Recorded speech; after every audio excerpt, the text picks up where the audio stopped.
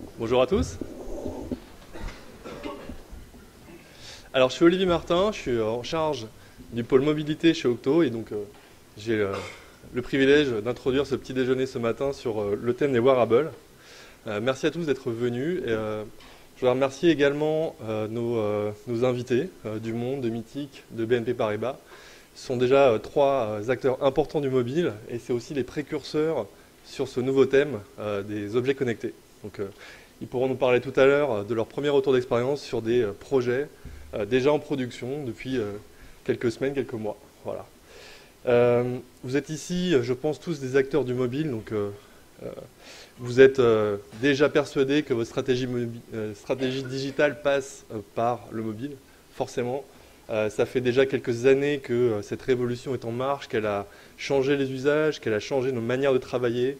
On a intégré des nouvelles compétences, des nouvelles méthodologies, plein de nouveautés. Et je pense qu'on commence tout juste à devenir un peu plus mature sur ces sujets. Et il y a une nouvelle révolution qui est en train d'arriver, qui est celle des objets connectés, qui est celle des wearables. Pourquoi maintenant et pourquoi c'est en train de s'accélérer? On pourrait... moi, ça me fait penser un peu à ces images de science-fiction, de films des années 80 avec des tablettes qui sont intelligentes, des maisons intelligentes. Pourquoi est-ce que ça arrive maintenant? Je crois en grande partie parce qu'il y a deux gros écosystèmes sur le mobile qui existent, qui sont celui d'Android et celui d'iOS pour Apple et Google, qui ont en fait permis d'établir aujourd'hui qu'il y a tout un ensemble de terminaux, des smartphones qui sont intelligents, qui vont être le cerveau digital connecté à tous ces nouveaux capteurs. Ça va être la colonne vertébrale. Et tous ces écosystèmes vont permettre de créer tout un ensemble d'applications, tout un ensemble de nouveaux usages. Donc je pense que c'est le moment aujourd'hui. Ce n'est pas un hasard si Apple et Google sont en train de se livrer une nouvelle guerre sur ce nouveau terrain. Donc c'est un peu l'angle qu'on a choisi d'aborder ce matin. Et pour ça, je vais passer la parole à Gabriel et à Jérôme qui vont nous parler des usages sur ces nouveaux terminaux. Merci et bon petit déjeuner. Bonjour à tous, donc je suis Gabriel Adjeg, je suis expert Android et je travaille depuis maintenant 6 mois sur l'application du journal Le Monde. Et bonjour, je suis Jérôme Van Eyden, je suis architecte chez Octo Technologies et je suis actuellement technical leader sur les projets Android du monde également. Donc, comme disait Olivier tout à l'heure dans sa présentation, quand on parle de wearable, aujourd'hui, ça fait généralement penser aux films de science-fiction qu'on voyait il y a quelques années.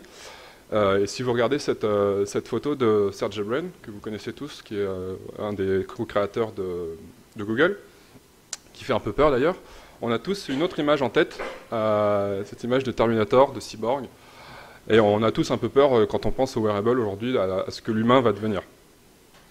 Mais voilà, il faut voir que les wearables, c'est aussi quelque chose de plus terre à terre, avec des objets tels que vous les avez ici.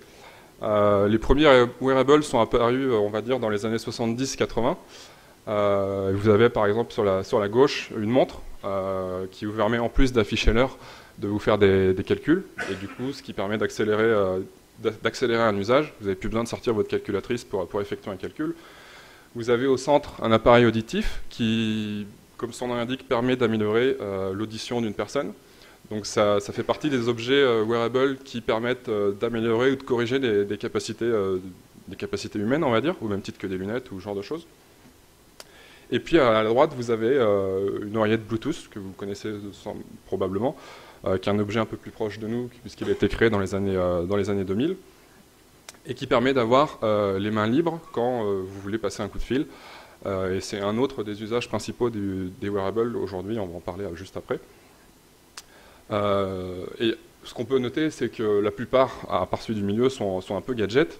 Et le dernier, quand vous vous promenez dans la rue avec l'appareil Bluetooth, vous avez toujours l'air un peu bête parce que vous parlez dans le vide.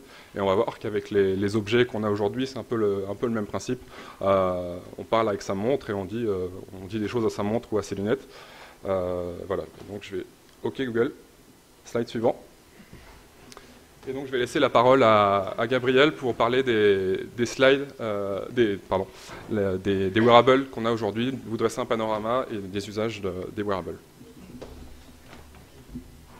Alors, comme vous pouvez le voir, les wearables aujourd'hui, c'est un ensemble assez éclectique d'objets, parmi lesquels les vêtements, donc qui vont donner des informations précises, utiles aux sportifs, notamment le rythme cardiaque, le nombre de pas, le nombre de calories consommées. On a les bracelets qui permettent d'avoir les mêmes informations que sur les vêtements, mais les capteurs se trouvent uniquement au niveau du poignet.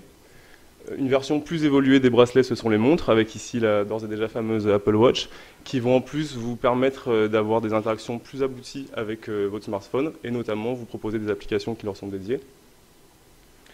Les terminaux médicaux, avec ici un tensiomètre, où le suivi médical sera bien évidemment plus poussé que celui qui est permis par les bracelets. Dans un autre registre, on a les lunettes, avec les Google Glass en tête. Donc c'est un objet qui a pour but de profiter des mêmes usages que ceux du smartphone en mettant de côté les contraintes physiques. Vous pouvez les utiliser en ayant les mains libres et sans avoir le regard rivé sur votre téléphone. On a d'autres objets comme des oreillettes et des bagues par exemple.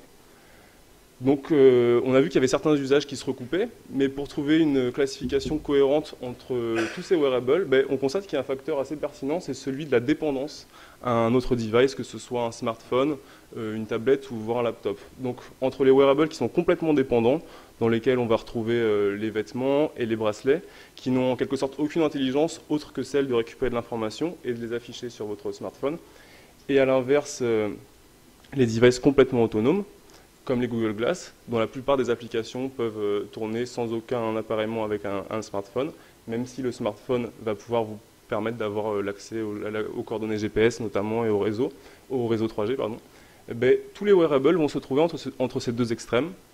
Vous allez avoir des bracelets connectés qui vont vous permettre d'afficher en temps réel les informations récupérées par leur capteur. Et dans un autre style de dépendance, ce sont les montres. Sur les montres, en fait, tout est affiché directement sur la montre, mais par contre, les calculs et les traitements un peu plus longs sont faits sur le smartphone. Alors évidemment, plus un device va être autonome, plus il aura besoin de batterie, et c'est pour ça que c'est intéressant de s'appuyer sur celle du téléphone, que l'on est de toute manière habitués tous à recharger pratiquement quotidiennement, et notamment grâce à des nouveaux standards réseau comme le Bluetooth Low Energy, ces connexions sont permises assez facilement. Alors, à quoi servent ces wearables ? Premièrement, à améliorer sa qualité de vie. Ils vont démocratiser des usages qui étaient jusqu'à présent réservés à des professionnels du sport ou de la santé. Vous allez pouvoir, en tant que sportif, contrôler vos entraînements, suivre votre progression et améliorer votre efficacité. Il y a un terme pour ça, c'est le terme de Quantified Self. Donc les slogans qui sont mis en avant par les constructeurs, vivez plus sainement et soyez plus productifs. Manger, dormez et bougez mieux, avec ici une publicité pour un bracelet connecté qui va vous permettre de traquer la qualité de vos sommeils, autre indice de qualité de vie. Toujours dans la démocratisation des usages liés à des professionnels, cette fois-ci aux professionnels de la santé, vous allez pouvoir effectuer à domicile des analyses, notamment dans deux buts. Pour les villes qui sont très denses, ça va permettre aux hôpitaux de réduire leur fréquentation pour des analyses bénignes. Et à l'inverse, dans les zones un peu considérées comme des déserts médicaux, vous allez pouvoir avoir un monitoring à distance des patients. L'autre intérêt principal de ces wearables, c'est d'accélérer un usage. Et avec le paiement en tête. Ici, vous voyez l'Apple Watch sur laquelle va être disponible le service de paiement mobile Apple Pay. C'est-à-dire que vous pourrez aller dans la plupart de vos enseignes préférées et payer en un simple clic sur votre montre à la caisse. Plus besoin de mettre la main à la poche. Il sera intéressant de constater que d'ores et déjà, quand on paye par carte bleue, on dépense 15% de plus en moyenne que quand on paye en espèces. Ce sera intéressant de savoir si, quand on va encore plus loin dans la dématérialisation du paiement, on dépense encore davantage. Toujours dans l'accélération, on va accéder plus rapidement à de l'information. Pour avoir la météo sur une montre, en un clin d'œil, vous allez savoir la météo de la ville dans laquelle vous vous trouvez à l'heure à laquelle vous la consultez. C'est toujours des informations ici et maintenant. Alors, comment se positionner sur ce marché ? En fait, il faut savoir que vous pouvez d'ores et déjà être présent sur ce marché et commencer à intégrer les enjeux de ces technologies avec deux portes d'entrée pertinentes. Tout d'abord les montres qui sont déjà et qui vont continuer d'être poussées massivement par les constructeurs. Et ensuite les lunettes qui sont peut-être moins grand public mais qui ont quand même des usages très intéressants comme Jérôme va nous les présenter. Donc les smart glass ou lunettes intelligentes. Il faut savoir qu'il y a à peu près trois catégories de lunettes intelligentes. Vous avez les head-up display, donc qui sont des lunettes sur lesquelles vous pouvez avoir une information ou des données qui sont affichées dans le champ de vision. Typiquement, vous pouvez avoir vos mails, vous pouvez avoir la météo, vous pouvez avoir le guidage GPS, et différentes informations qui peuvent être complètement décorrélées de ce que vous voyez sur le moment. Vous avez la réalité augmentée, donc qui pour le coup vous permet d'avoir en surimpression de votre champ de vision des éléments qui viennent enrichir ce que vous voyez. Typiquement, là on a le frigo et sur lequel on peut avoir les dates de péremption des produits ou différentes informations de calories, peu importe. Et donc c'est de l'information supplémentaire sur ce que vous voyez réellement sur le moment. Et puis, troisième catégorie, vous avez la réalité virtuelle, qui là pour le coup est complètement décorrélée de ce que vous pouvez voir et qui vous permet de vous plonger dans un monde virtuel et d'être réellement en immersion dans ce monde. Là, on a deux globes qui permettent de supposer qu'on est dans un monde un peu 3D et du coup d'être vraiment immergé dans ce monde virtuel. Donc, il existe tout un tas de modèles qui permettent de répondre à ces trois catégories. Vous avez les fameuses Google Glass que vous connaissez probablement, les Vuzix qui sont un peu dans le même ordre d'idée que les Google Glass, dans les mêmes caractéristiques techniques. À côté de ça, vous avez OptinVent et Meta qui sont plus des lunettes de réalité augmentée. Et puis vous avez les Oculus Rift, peut-être que vous connaissez également, qui permettent de faire de la réalité virtuelle. Alors il y a des prix qui sont assez variés. Quand vous êtes sur des lunettes type Glass ou Vuzix, autour de 1000-1500 $. Les Oculus sont vers 300-350 $. Et puis quand vous êtes sur des lunettes de réalité augmentée, les prix vont bien au-delà. On va se concentrer un peu plus sur la partie Google Glass, puisque c'est les lunettes qui ont fait le plus le buzz et qui sont un peu, a priori les plus démocratisées et sur lesquelles on peut dès à présent travailler. Donc les Google Glass, c'est un projet qui est né dans les Google Labs, dans les labs de Google en 2011, le fameux projet Google X. Je ne sais pas si vous m'entendez. C'est un projet qui a été démontré en fanfare à la Google I/O 2012, justement par le fameux Sergey Brin que je présentais tout à l'heure. Il y a eu des sauts en parachute, les parachutistes avaient les lunettes sur eux et diffusaient en direct pendant la conférence ce qu'ils voyaient, enfin, c'était assez impressionnant. Et puis en 2013 sont apparus les premiers SDK dont nos collègues parleront tout à l'heure et qui permettent dès à présent de faire des applications sur ces lunettes. Comment ça fonctionne ? Vous avez tout un tas de commandes de base qui sont fournies dans les glaces. Et grâce à la voix, vous pouvez dire « OK Glass, take a picture ». Et vous avez tout un tas de commandes prédéfinies donc qui vous permettent de prendre des photos, des vidéos, faire des recherches, même passer un coup de téléphone ou un hangout. Et donc toutes ces fonctionnalités sont fournies de base dans les glaces et sont accessibles via des cartes qui sont présentées sous forme de timeline.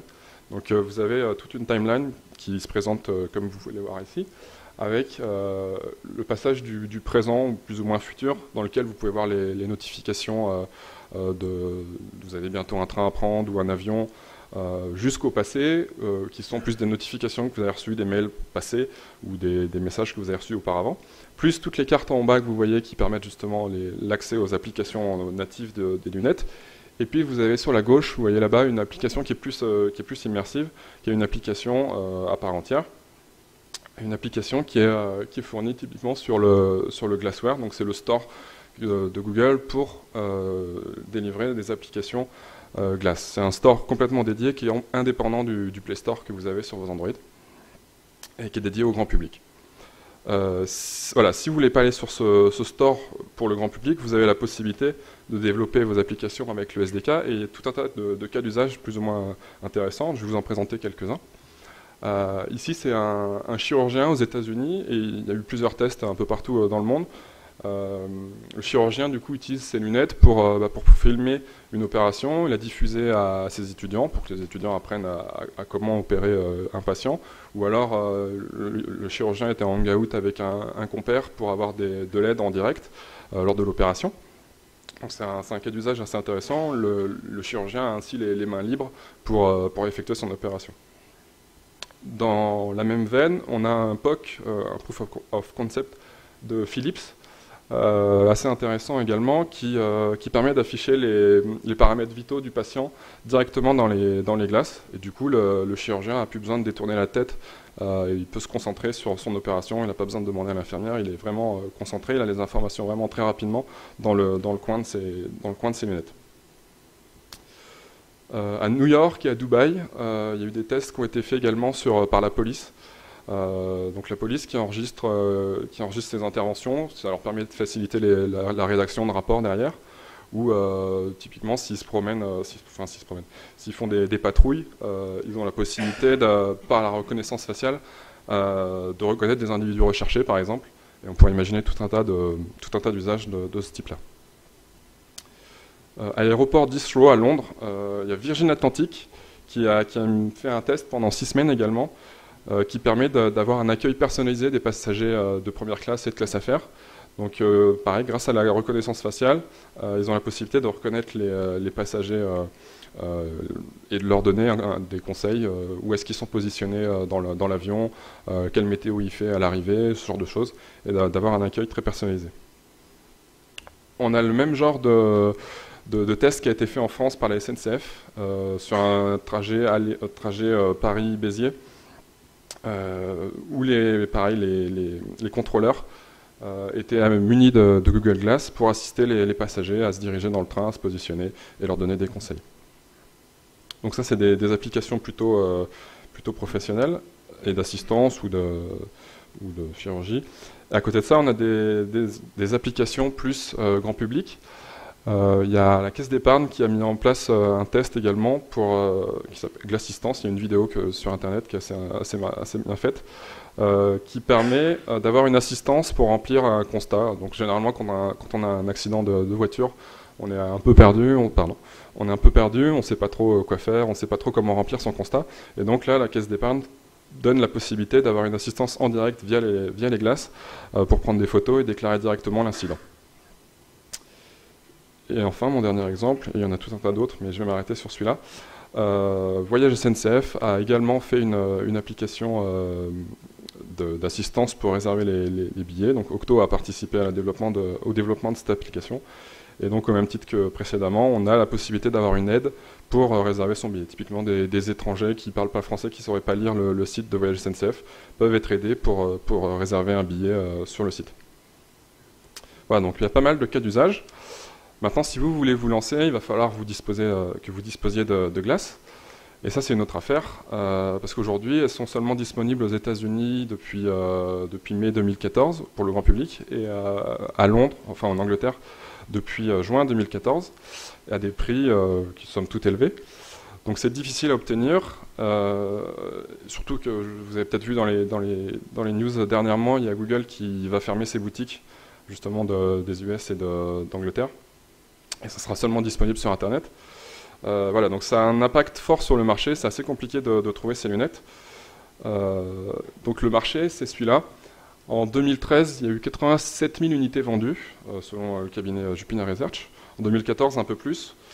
On pourrait atteindre les 10 millions en 2018, selon eux, à la condition, et il y a une condition importante, c'est que ces objets soient vraiment plus conviviaux et plus simples à utiliser, et surtout qu'il y ait des applications pour le grand public qui apparaissent. On a vu tout à l'heure le store rapidement, il y a aujourd'hui 102 applications, donc ça reste encore assez limité.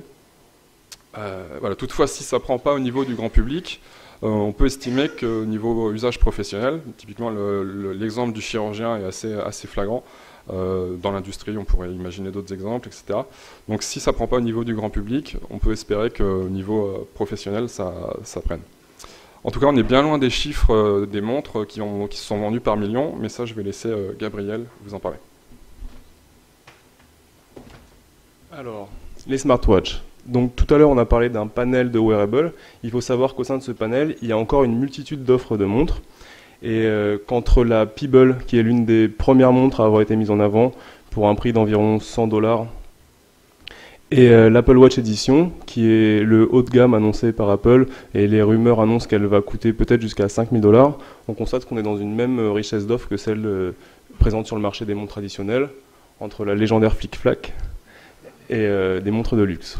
En réalité, en ce moment, la plupart des montres connectées valent entre 200 et 250 €. Apple a annoncé que le bas de gamme de l'Apple Watch allait coûter $350. Donc voilà, think different, comme toujours. Alors la classification. Tout à l'heure, on disait que les montres étaient des objets dépendants au smartphone. En fait, pas n'importe quelle montre. Quand on parle de ces montres dépendantes, ce sont les Apple Watch et les montres qui fonctionnent sous OS Android Wear. Ce sont des montres qui vont marcher et qui vont fonctionner pleinement uniquement quand elles vont être appairées à un téléphone de même OS. C'est-à-dire que quand vous allez avoir un iPhone, vous allez devoir naturellement acheter une Apple Watch. À l'identique, si vous avez un Samsung ou un HTC sous Android, vous allez vous diriger vers une montre sous Android Wear. Samsung a essayé de proposer une alternative avec sa montre Galaxy Gear qui est complètement autonome, mais le problème c'est que du coup elle consomme beaucoup plus d'énergie, elle est plus grosse et elle nécessite une carte SIM pour pouvoir faire des appels réseau. Donc c'est une solution qui est un peu périlleuse et on a de fortes chances de penser qu'en l'état, Apple et Google vont se partager le marché des watches comme ils le font déjà sur smartphone. Alors quels usages pour ces montres? Comme on disait tout à l'heure, ce sont avant tout des bracelets connectés. Du coup tout ce que vous pouvez faire avec un bracelet, vous pourrez le faire sur vos montres. Et des analystes annoncent que d'ici à 2 ans, 40% du marché des bracelets connectés sera occupé par les montres. Accédez plus rapidement à l'information. Dès que vous avez une montre, en un clin d'œil et en un tour de poignet, vous allez voir vos notifications, vos mails éventuellement, vos rendez-vous. Vous allez également avoir des applications qui vous sont dédiées. Donc là, ce sont des applications qui vont être présentes sur l'Apple Watch avec un tracker d'activity sur votre gauche. Et sur la droite, c'est une application un peu plus gadget qui va vous permettre d'envoyer en temps réel votre battement cardiaque à votre conjoint. Voilà, c'est par hasard si on a choisi des applications d'Apple. En fait, on constate que dans les usages décrits pour l'instant de l'Apple Watch, on est un peu imprégné des mêmes usages que sur le smartphone. C'est-à-dire que l'utilisateur va pouvoir naviguer entre une multitude d'applications depuis la home. Un bouton est prévu à cet effet pour pouvoir zoomer, dézoomer et naviguer dans ces applications et les lancer à la main, comme vous le faites sur smartphone. Sur Android, la logique est un peu différente. Sur les montres Android Wear, on va déclencher des actions et de manière privilégiée avec la commande vocale, un peu comme c'était fait tout à l'heure sur les Google Glass. Vous allez vouloir, par exemple, attendez, une magnifique vidéo que je ne vais pas vous épargner. Vous allez pouvoir, par exemple, prendre une note, commander un taxi, régler une alarme, et ce sont toutes les applications présentes sur votre téléphone capables de gérer cette action qui vont vous être proposées. En fait, ce n'est pas tout à fait la même logique, c'est plutôt l'application qui va venir vers vous. C'est un peu la même logique que celle qui a été proposée par Google Now. Ça va être la bonne information au bon moment. Quand vous allez sortir du travail et regarder votre montre, vous allez voir que la circulation est fluide et donc que vous n'avez que 15 minutes de trajet jusqu'à chez vous. Quand vous allez re-regarder votre montre, vous ne pourrez pas oublier que vous avez un rendez-vous dans 25 minutes. Donc c'est un enjeu qui est beaucoup plus intéressant et un challenge assez difficile à appréhender, c'est celui de pouvoir fournir à vos utilisateurs des informations contextualisées, pertinentes, pratiques et vraiment personnalisées. Donc c'est sûrement ça l'enjeu le plus intéressant de ces wearables, de ces montres en tout cas. Donc les précurseurs. Donc on a l'application Google Keep qui vous permet de faire des notes qui sont déclenchées par géolocalisation. Ce matin par exemple, en passant devant la boulangerie, j'ai pensé à vous tous. Il y a les hôtels Starwood qui ont d'ores et déjà annoncé que les chambres de leur hôtel allaient pouvoir être ouvertes via l'Apple Watch pour tous leurs hôtes qui en disposeraient. Un peu plus effrayant, les assurances Humana qui vont porter un programme qui s'appelle Vitality qui va permettre de classer ces assurés en 5 catégories et ainsi leur demander d'essayer de franchir des échelons et ainsi plus ils seront sportifs, moins ils dépenseront pour leur assurance. Et en France, nos partenaires, la BNP, Le Monde et Mythique, qui vont vous présenter leurs applications lors de la table ronde. Alors, quel est le marché des montres? En fait, c'est un marché assez énorme. On constate qu'au début, on visait plutôt un public technophile. La communication était assez éloquente, on mettait en avant l'objet nu, on récupérait des codes de la culture geek avec ici une pub pour la Peeble, et on est très vite passé à une communication basée sur la proximité, centrée sur le client. La phrase de Tim Cook est assez éloquente. L'appareil le plus intime que l'on ait jamais créé. On va sur une communication qui reprend les codes de la mode, qui va viser tous différents types de publics. Voilà, vous serez toujours assez classe avec votre monde dans toutes les conditions. Et avec l'arrivée d'Apple sur ce marché, on entre également dans le marché du luxe. Voilà, par exemple, voire de la joaillerie. Quand Apple met en avant ses montres, ça n'a pas du tout le même impact que les gadgets un peu annoncés au début. Donc tout ça pour vous dire qu'en fait, le marché des montres, c'est quelque chose d'assez énorme. Pour l'instant, ça reste encore un public technophile, mais qui a quand même fait 15 millions de ventes cette année. On annonce jusqu'à 112 millions de ventes d'ici à 2018. Et les plus optimistes annoncent qu'un tiers du marché des montres, estimé quand même à 1 milliard de ventes par an, sera occupé par les smartwatches d'ici à 6 ans. Donc c'est vraiment un marché énorme. En plus, l'avantage de ces smartwatches par rapport aux autres wearables, c'est que c'est peu contraignant. L'usage de la montre est un usage accepté depuis très longtemps. On va juste avoir d'autres types d'informations en regardant son bracelet. Donc allez-y, aidez-nous à trouver des usages pour ces wearables. Voilà, on a vu qu'il y avait pas mal de nouveaux objets. Et qui dit nouveaux objets dit nouveaux enjeux. Donc outre les enjeux dont Gabriel parlait au niveau usabilité, usage, on a des enjeux de sécurité. Voilà, c'est des objets qu'on porte tout le temps sur soi, qui contiennent des données très personnelles, des données qui peuvent être de type de paiement, quand on va faire du paiement sans contact, des données qui peuvent être des données de santé, le rythme cardiaque, des informations de ce genre-là.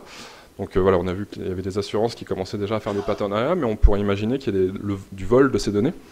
Donc il y a un réel enjeu de sécurité à ce niveau-là, surtout avec le Bluetooth. Voilà, il y a pas mal de points là-dessus. Et un autre aspect qui va arriver également avec ces nouveaux objets, et plus spécifiquement avec les Google Glass, c'est la législation et le respect de la vie privée. Avec les Google Glass, vous pouvez filmer, vous pouvez enregistrer, prendre des photos, un peu à l'insu des gens qui sont en face de vous. Et du coup, ça va impliquer forcément de nouvelles règles. La première étant que pour être sur le store de Google, il vous est interdit d'avoir une application qui fait de la reconnaissance faciale. Donc vous pouvez le faire par ailleurs, mais vous ne serez pas disponible sur le store. En Russie, si vous vous promenez avec des Google Glass, vous pouvez vous faire arrêter parce que c'est un objet qui est considéré comme de l'espionnage. Et donc là, ils n'hésitent pas, ils vous embarquent. À Las Vegas, c'est interdit dans les casinos, parce qu'on estime que vous pouvez tricher, compter les cartes, ce genre de choses. Et puis, en Angleterre, c'est interdit de conduire avec des Google Glass, parce que comme chacun sait, glace au volant, mort au tournant. Fallait que je la fasse. Voilà, et je vais laisser la parole maintenant à mes collègues qui vont vous parler plus précisément de comment vous lancer sur le projet, sur un projet wearable.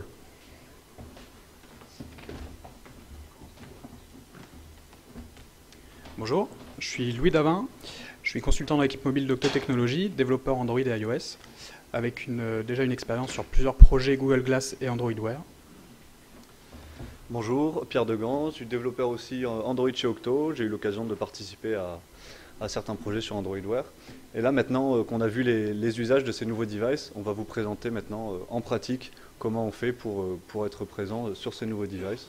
Donc de la conception de l'application jusqu'à la publication sur les stores.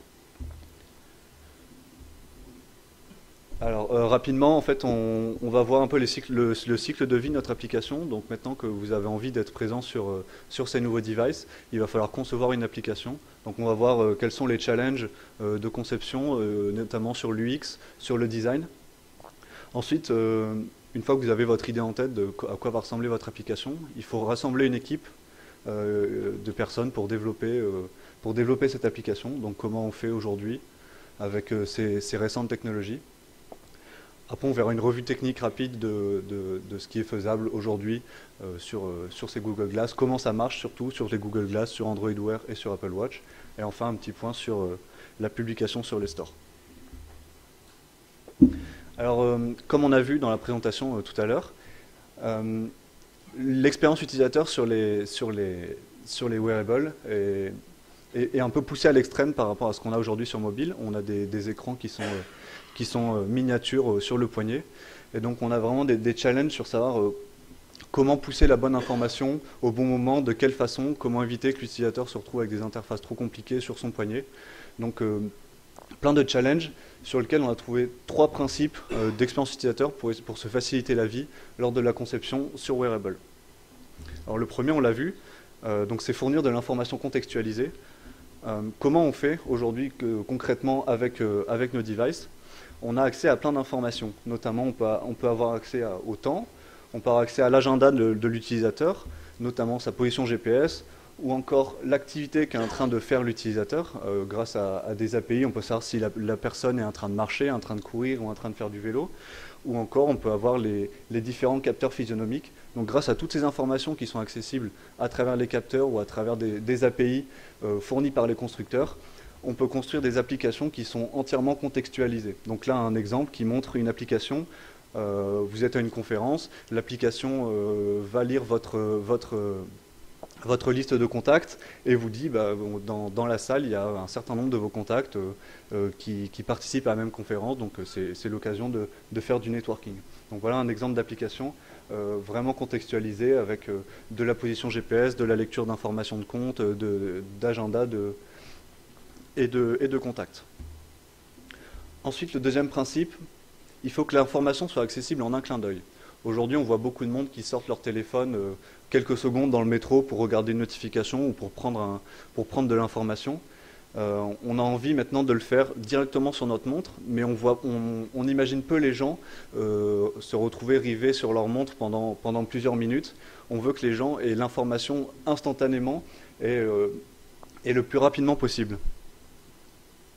Donc là, par exemple, l'exemple de tout à l'heure, on voit qu'on sort du travail le soir et instantanément, l'information qu'on a besoin, c'est le temps de trajet pour rentrer chez soi. Donc c'est vraiment l'information, la bonne information au bon moment.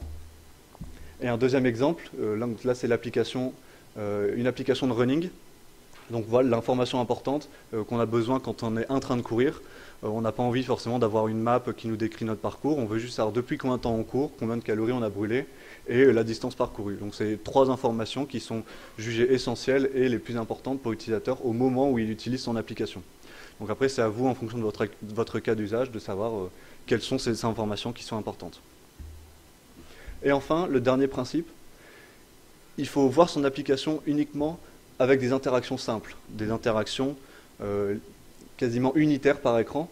Donc là, une application de sport, la seule action possible sur cet écran, c'est de mettre en pause notre programme d'entraînement. On n'a pas envie d'avoir des interfaces avec une foule de boutons sur lesquels l'utilisateur peut potentiellement se tromper quand il clique, notamment avec les fameuses listes. Donc on voit l'exemple de droite. On va trouver ça peu pratique d'aller sélectionner exactement la bonne cellule de la liste qu'on veut. Donc il faut concevoir notre application pour faciliter la vie de l'utilisateur lors de l'utilisation. Tout ça se retrouve dans le système de navigation.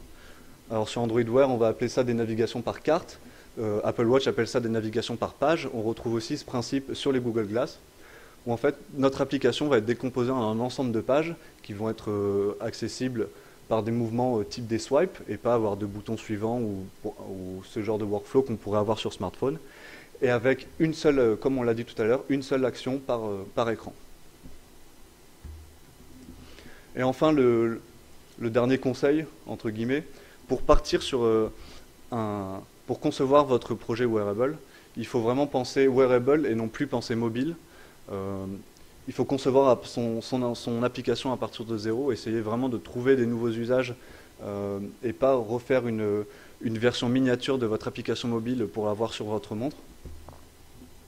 On vous conseille de faire faites des ateliers de conception, mais tous ensemble, invitez votre équipe de designers, votre équipe de développeurs et les gens du métier, croisez les idées de chacun, tout le monde a son mot à dire.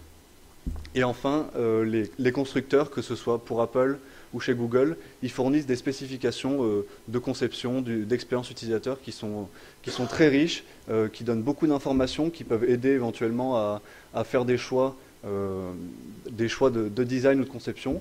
Alors, elles sont là pour être utilisées, donc on vous invite à en prendre connaissance pour la conception de votre application. Merci Pierre. Alors maintenant qu'on a une bonne idée de ce à quoi doit ressembler notre application et de comment la designer, comment la penser, quelles informations afficher, il faut qu'on choisisse l'équipe qui va mener le projet. Et pour l'équipe qui va mener le projet, on a une super bonne nouvelle pour vous. En fait, votre équipe wearable, vous l'avez déjà, c'est votre équipe mobile actuelle. C'est une bonne nouvelle et en plus, il y a 3 avantages à ça. Vous n'avez pas besoin de recruter dans un marché du recrutement mobile qui est déjà très tendu.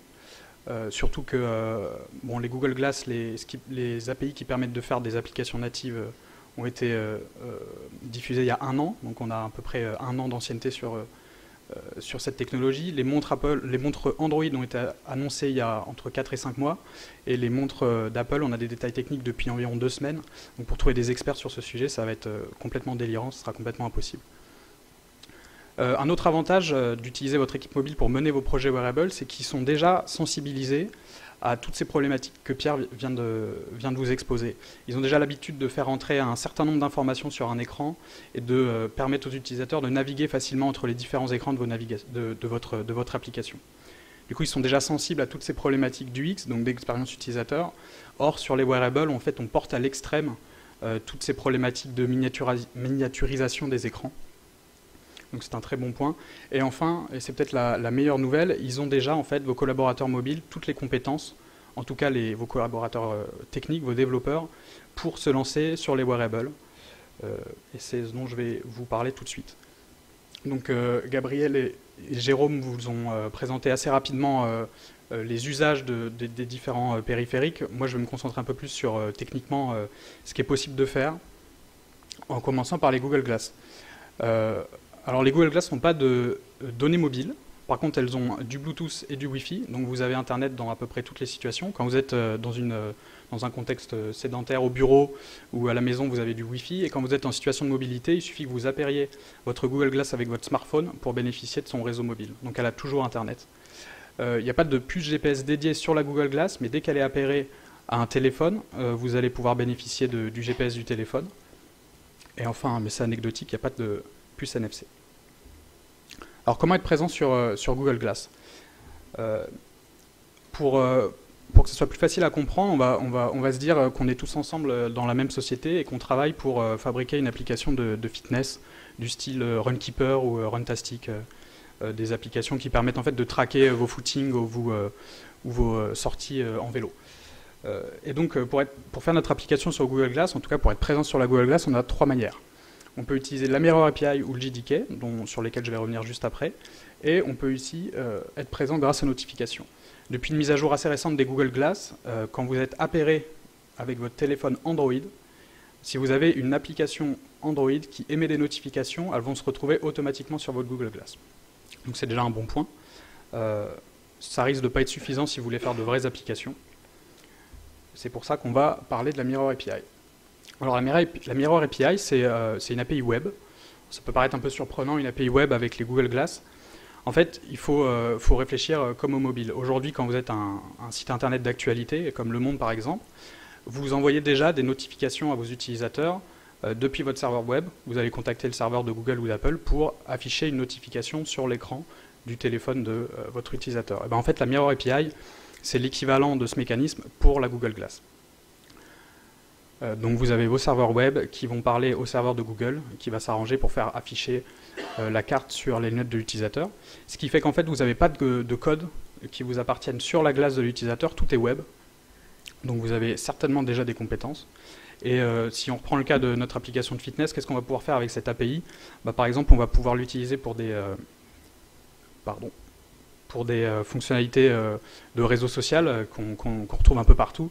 Et donc par exemple, quand on a un de nos utilisateurs qui vient de terminer son jogging, on peut avertir et afficher une carte sur les Google Glass de tous ses contacts.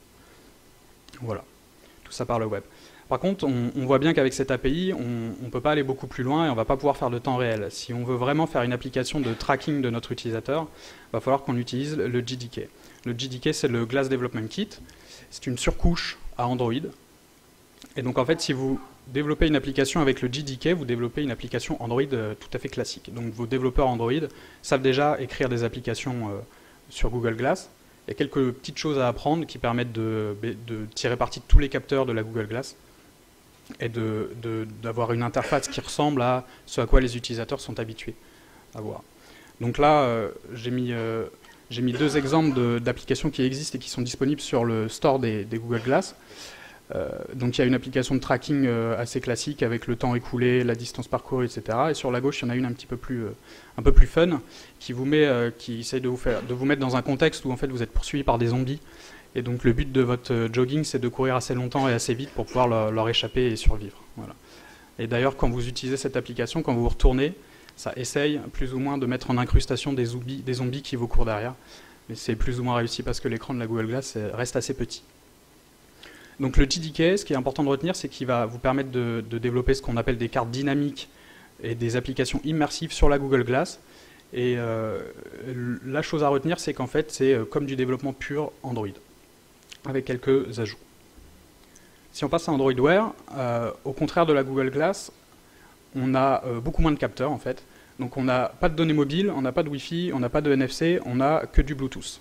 Grâce à ce Bluetooth, on va avoir accès au GPS du téléphone, donc on peut quand même l'exploiter depuis nos applications Android Wear.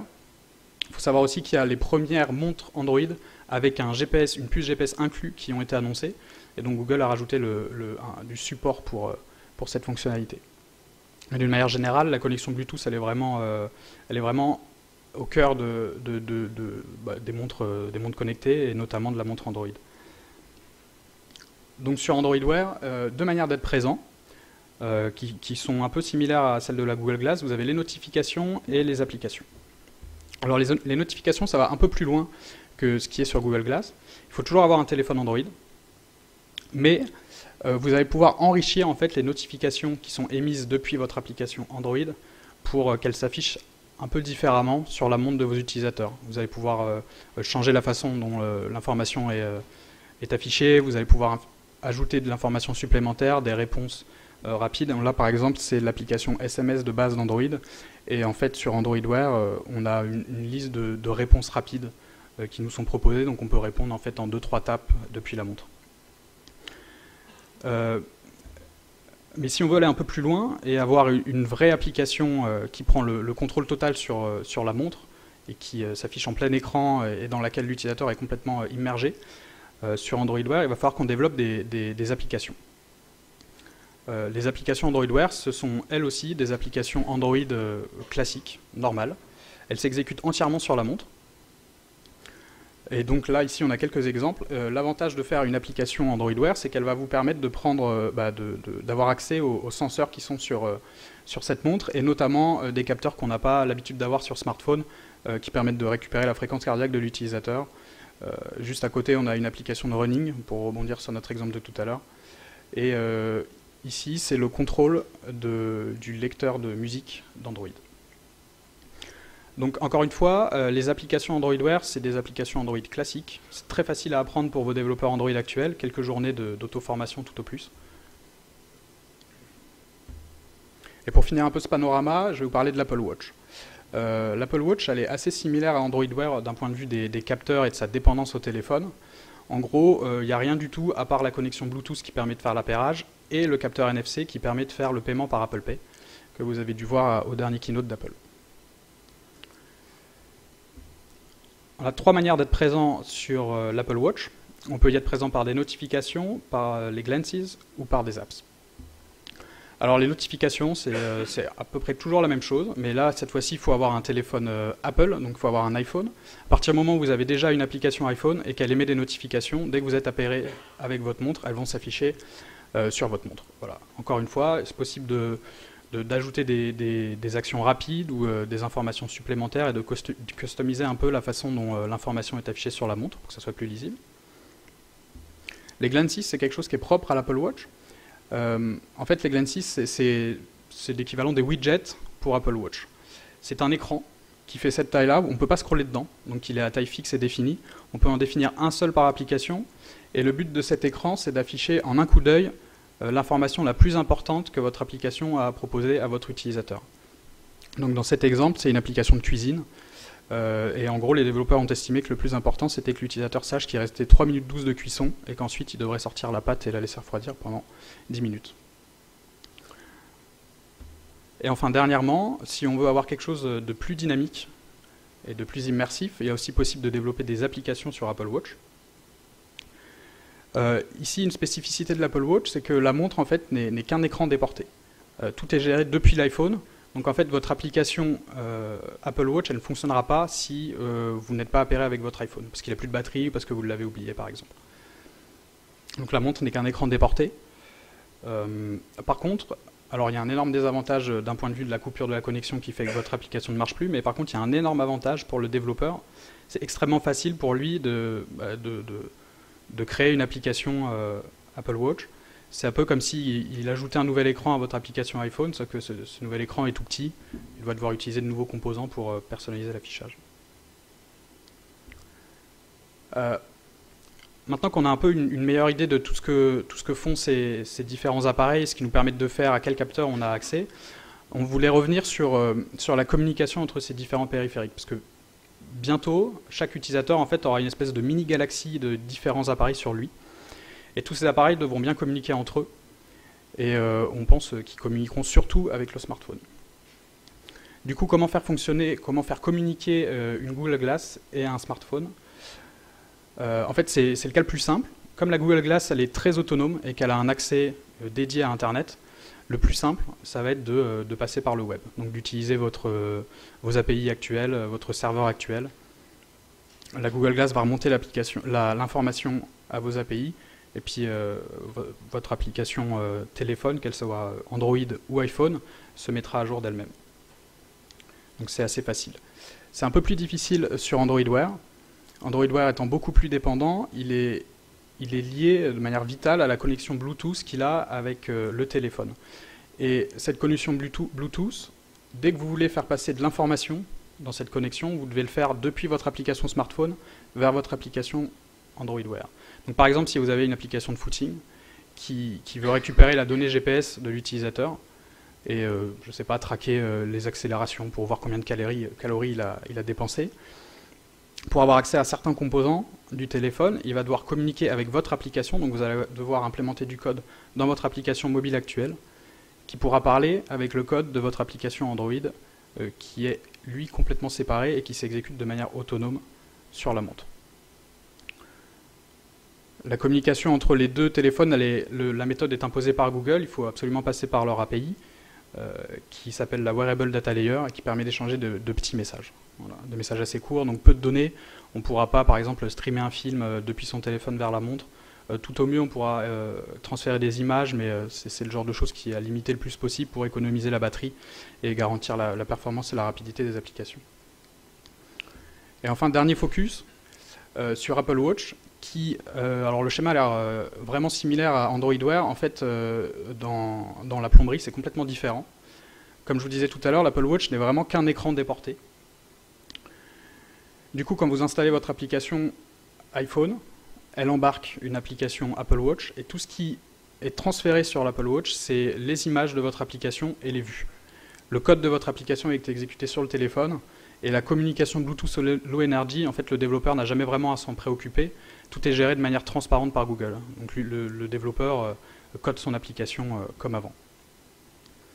Voilà, et puis comme pour Android Wear, tout passe par le smartphone dès que vous voulez un accès à la donnée mobile ou au GPS.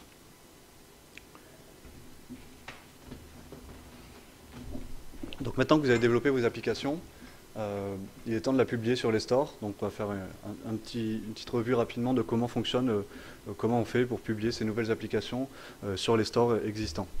Alors tout d'abord pour Google Glass, comme on l'a vu, on va avoir un store indépendant. Donc c'est un store indépendant du Google Play traditionnel sur Android. Il faut savoir qu'aujourd'hui, il n'y a qu'une centaine, donc 102 exactement, applications donc, qui s'appellent des Glassware qui sont disponibles sur ce store. Et en fait, à la différence du Google Play, Google a mis en place un réel système de validation des applications Google Glass à la manière de ce que fait Apple sur l'App Store. Donc aujourd'hui, si vous publiez une application sur ce store, une application dans les 102, si on compare aux millions et aux millions d'applications qu'il peut y avoir sur l'App Store ou sur le Google Play, c'est une visibilité énorme. Ensuite, pour Android Wear, les applications sont publiées directement sur le Google Play. On va voir juste après le processus de publication. Et il faut savoir que depuis les mises à jour récentes avec Android 5.0, les utilisateurs qui ont une Google Glass appairée à leur téléphone vont avoir une rubrique spéciale de toutes les applications compatibles avec leur montre Android Wear. Donc ça permet d'avoir une mise en avant de notre application directement sur le Play Store pour que les utilisateurs puissent trouver notre application plus facilement. Alors comment ça marche pour publier une application Google Play? Alors vos développeurs ont la traditionnelle application mobile et ils vont développer l'application Android Wear autonome. Et en fait tout simplement le système va prendre l'application Android Wear, il va la mettre à l'intérieur de l'application mobile et c'est cet ensemble de deux applications qui va être uploadé sur le Play Store. Donc il y a toujours une seule et unique application à gérer sur le Play Store, pas avoir plusieurs applications, plusieurs mises à jour à gérer. Tout est transparent du côté publication, et on va voir que c'est aussi transparent pour l'utilisateur. Donc l'utilisateur, par une mise à jour ou par une installation d'une nouvelle application, il va récupérer l'ensemble des deux, donc que ce soit et l'application mobile et l'application Android Wear. Et si le téléphone, notamment l'application Google Play, se rend compte qu'il y a une montre Android Wear connectée au téléphone, va automatiquement prendre l'application autonome et l'installer sur la montre. Donc ça, c'est un processus totalement automatisé dont les développeurs n'ont pas à prendre en compte lors du développement de leur application. Et enfin, sur Apple Watch, donc il y a peu d'informations pour le moment sur la publication sur l'App Store, mais on imagine que le fonctionnement a l'air très similaire à ce qui est fait aujourd'hui sur Android Wear. Donc, quand l'utilisateur téléchargera une nouvelle application ou une mise à jour sur l'App Store, il va récupérer un paquet qui contient et l'application mobile et l'application Apple Watch. Et l'application Apple Watch sera installée automatiquement, vu qu'en fait, c'est juste un écran déporté de l'application mobile. Donc voilà pour les processus de publication sur les 3 principaux stores. Donc pour terminer, on pense aujourd'hui que si on veut être présent sur les wearables, il faut avoir une réelle réflexion wearable de bout en bout, donc que ce soit de la conception à la réalisation. Aujourd'hui, on voit que le smartphone reste quand même au cœur de tous ces wearables. Donc on note l'importance du smartphone, du socle mobile aussi qu'il y a derrière tous ces objets connectés. Et notamment, la galaxie d'objets connectés tend à grandir. On voit Apple qui a annoncé HomeKit ou HealthKit avec l'équivalent chez Google, Google Fit. Alors, HomeKit, c'est une nouvelle suite qui va permettre de faire de la domotique facilement intégrée dans vos applications Android. Donc on va avoir tout un ensemble d'objets connectés dans la maison dont le cerveau central va être le smartphone. Et donc voilà, c'est tout ça pour dire qu'aujourd'hui, le mobile, il y a le smartphone au cœur et tout un ensemble de nouveaux devices qui gravitent autour. Merci. Si vous avez des questions, n'hésitez pas.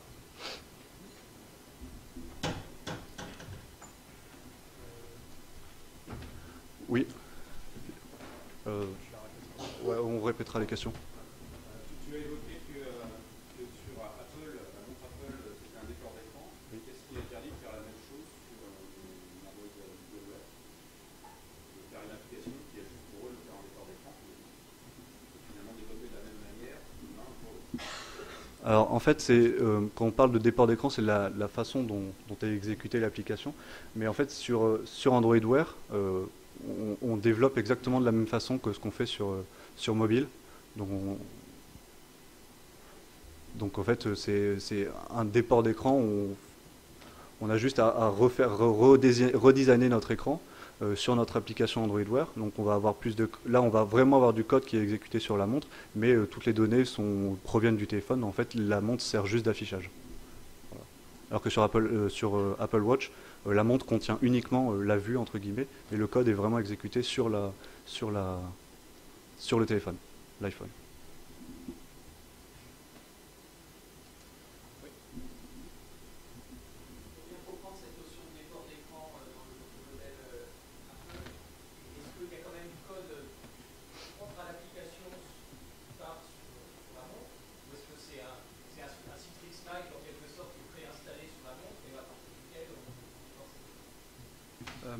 En fait, sur Apple Watch, il y aura 0 code de votre part qui atterrira sur la montre. Tout le code est vraiment exécuté sur l'iPhone. Et c'est comme si vous aviez branché un écran supplémentaire et que le code de votre application Apple Watch il était bien exécuté sur l'iPhone, mais il allait s'afficher sur cet écran supplémentaire. Il y a certainement qu'Apple exécute son propre code sur la montre pour la faire fonctionner. Possiblement, elle développera ses propres applications pour qu'elle s'exécute elle-même sur la montre, pour qu'on puisse quand même en faire quelque chose quand on n'est pas appairé avec son iPhone. Mais en tout cas, aujourd'hui, de ce qui a été annoncé aux développeurs il y a 2 semaines maximum, après avoir lu et testé, après avoir lu les documents, on se rend compte que non, aujourd'hui, les développeurs de tierces parties ne pourront pas exécuter leur propre code sur la montre. Si il y a vos images, donc tout ce qui est vos images, vos logos, tout ce que vous prévoyez d'afficher sur la montre sont sont poussés pour être préchargés, donc pour être facilement disponibles, pour qu'on ne soit pas obligé de faire l'échange Bluetooth à chaque fois qu'on lance l'application. Et il y a aussi vos vues, donc la disposition de vos écrans, comment vous comptez afficher votre texte, quelle taille de police, etc. Enfin, tous ces détails-là. Je propose qu'on garde encore des questions pour la suite. Je vais inviter maintenant les intervenants de la table ronde. David Dahan de BNP Paribas. Merci. Donc David Dahan de BNP Paribas, Édouard Andrieux du Monde et Jean-Louis Hu de Mythique.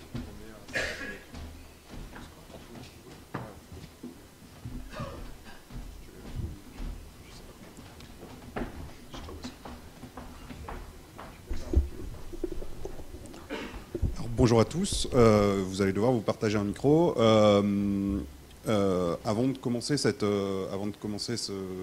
table ronde, est-ce que vous pouvez tous vous présenter, présenter votre entreprise, ce que vous faites dedans, et surtout quel projet wearable vous avez lancé récemment et dont on va parler aujourd'hui? Bonjour, donc David Dahan, je suis responsable des nouveaux usages mobiles à la maîtrise d'ouvrage digitale de BNP Paribas et d'Hello Bank. Aujourd'hui, on va vous présenter notre application Hello Watch qu'on a sorti le 25 septembre dernier, et un autre projet aussi sous Android Wear qui s'appelle Mes Comptes, qui sont équivalents pour les clients de BNP Paribas. Donc voilà, deux projets sous Android Wear qui sont disponibles dans les stores depuis peu.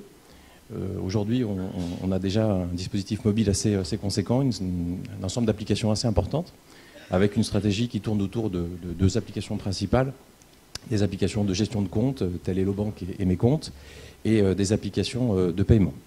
Voilà. Après, il y a tout un ensemble d'autres applications avec des fonctionnalités qui vont être intégrées à ces applications principales. Et puis les objets connectés, sur lesquels on s'est positionné récemment, depuis septembre et octobre, pour le wearable. Et Google Glass pas encore, mais je pense qu'on en parle un petit peu plus tard.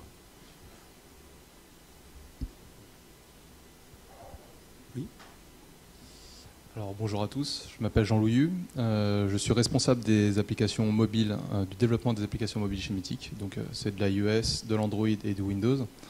Donc Mythique, c'est le leader de la rencontre en ligne en Europe, et donc on est présent dans 17 pays. On a sorti récemment donc, une application Android Wear qui est présente maintenant partout en Europe. Et donc cette application a développé à peu près avec le même timing que Hello Bank et son application Android Wear qui est sortie il y a quelques semaines. On n'est pas encore présent sur d'autres wearable devices, mais c'est quelque chose qu'on regarde de manière plus précise, et notamment l'Apple Watch, on regarde le SDK de manière assez précise en ce moment. Édouard Andrieux, Le Monde.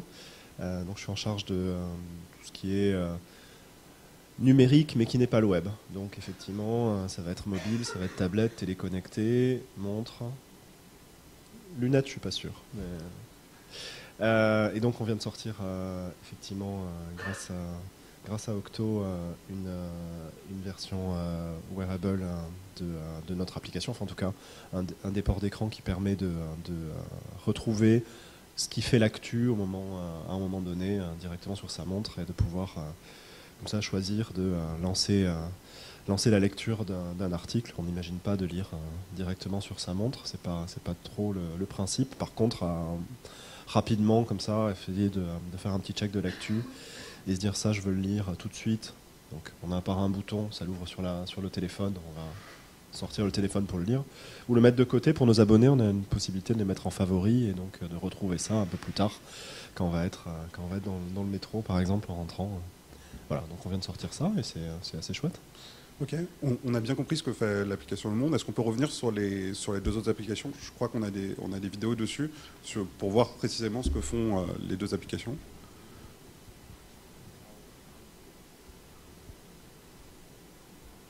Juste avant de lancer donc, la vidéo, on a une petite vidéo de 30 secondes qui montre en image les fonctionnalités de l'application. Donc l'application Hello Watch, c'est une application qui va permettre à nos clients de pouvoir, en un clin d'œil, pour répondre aux usages d'Android Wear, de pouvoir consulter son solde, le solde de son compte, de visualiser aussi les dernières opérations, consulter les opérations à venir, et aussi se mettre en contact avec la Hello Team par chat ou par téléphone.